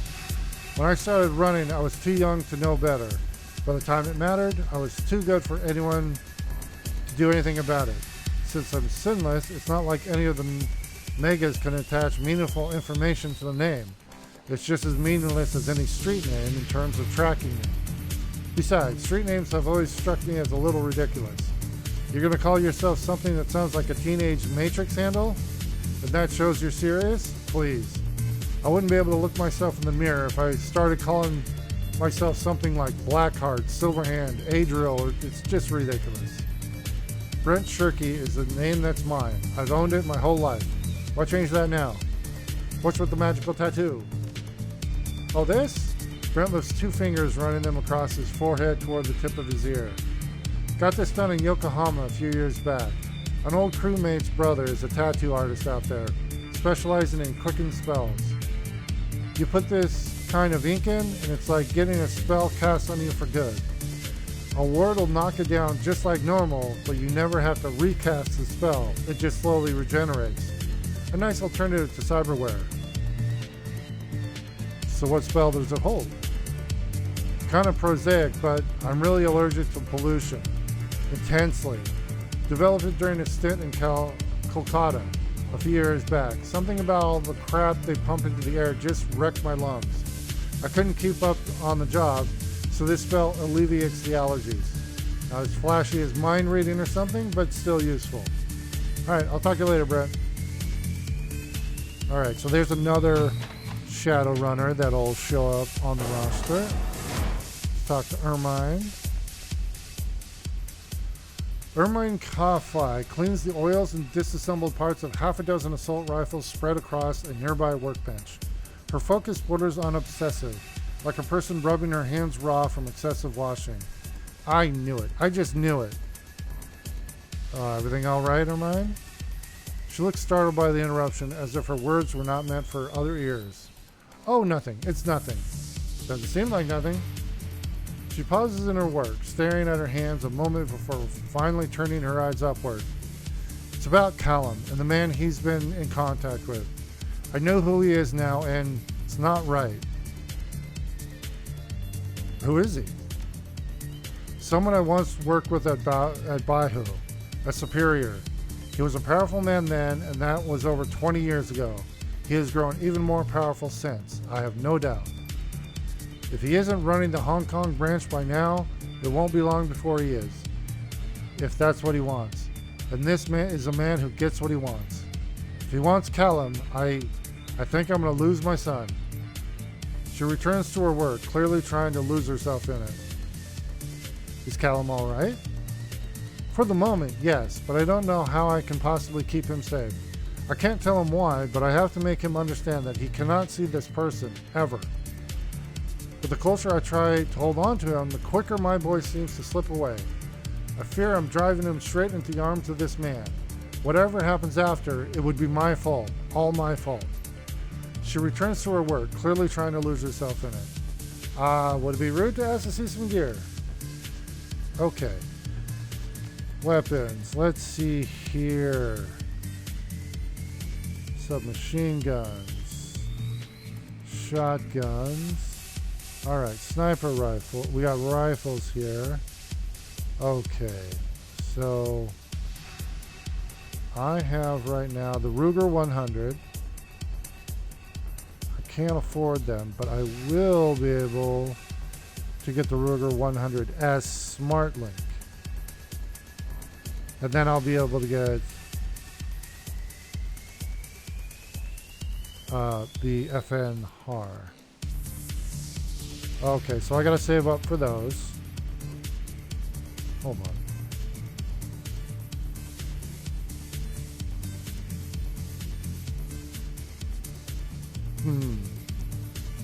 I don't want to sell my drone yet. Okay.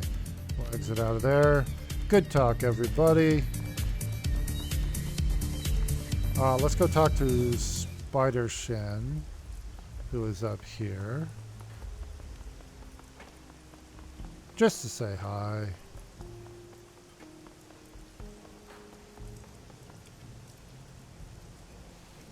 The area behind Shen's table is even more cluttered than usual. Many of the glass cages have been pulled out of their nearly arranged stacks, lying about the floor of the boat like a miniature reptilian landmines.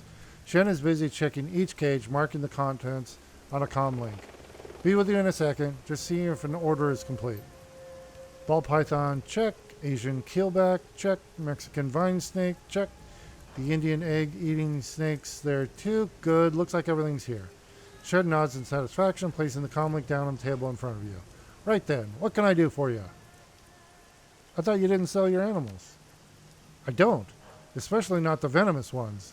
But this is different. I'm brokering a deal between a reptile wholesaler and a friend of mine who needs a lot of snakes for his next Tri-D production.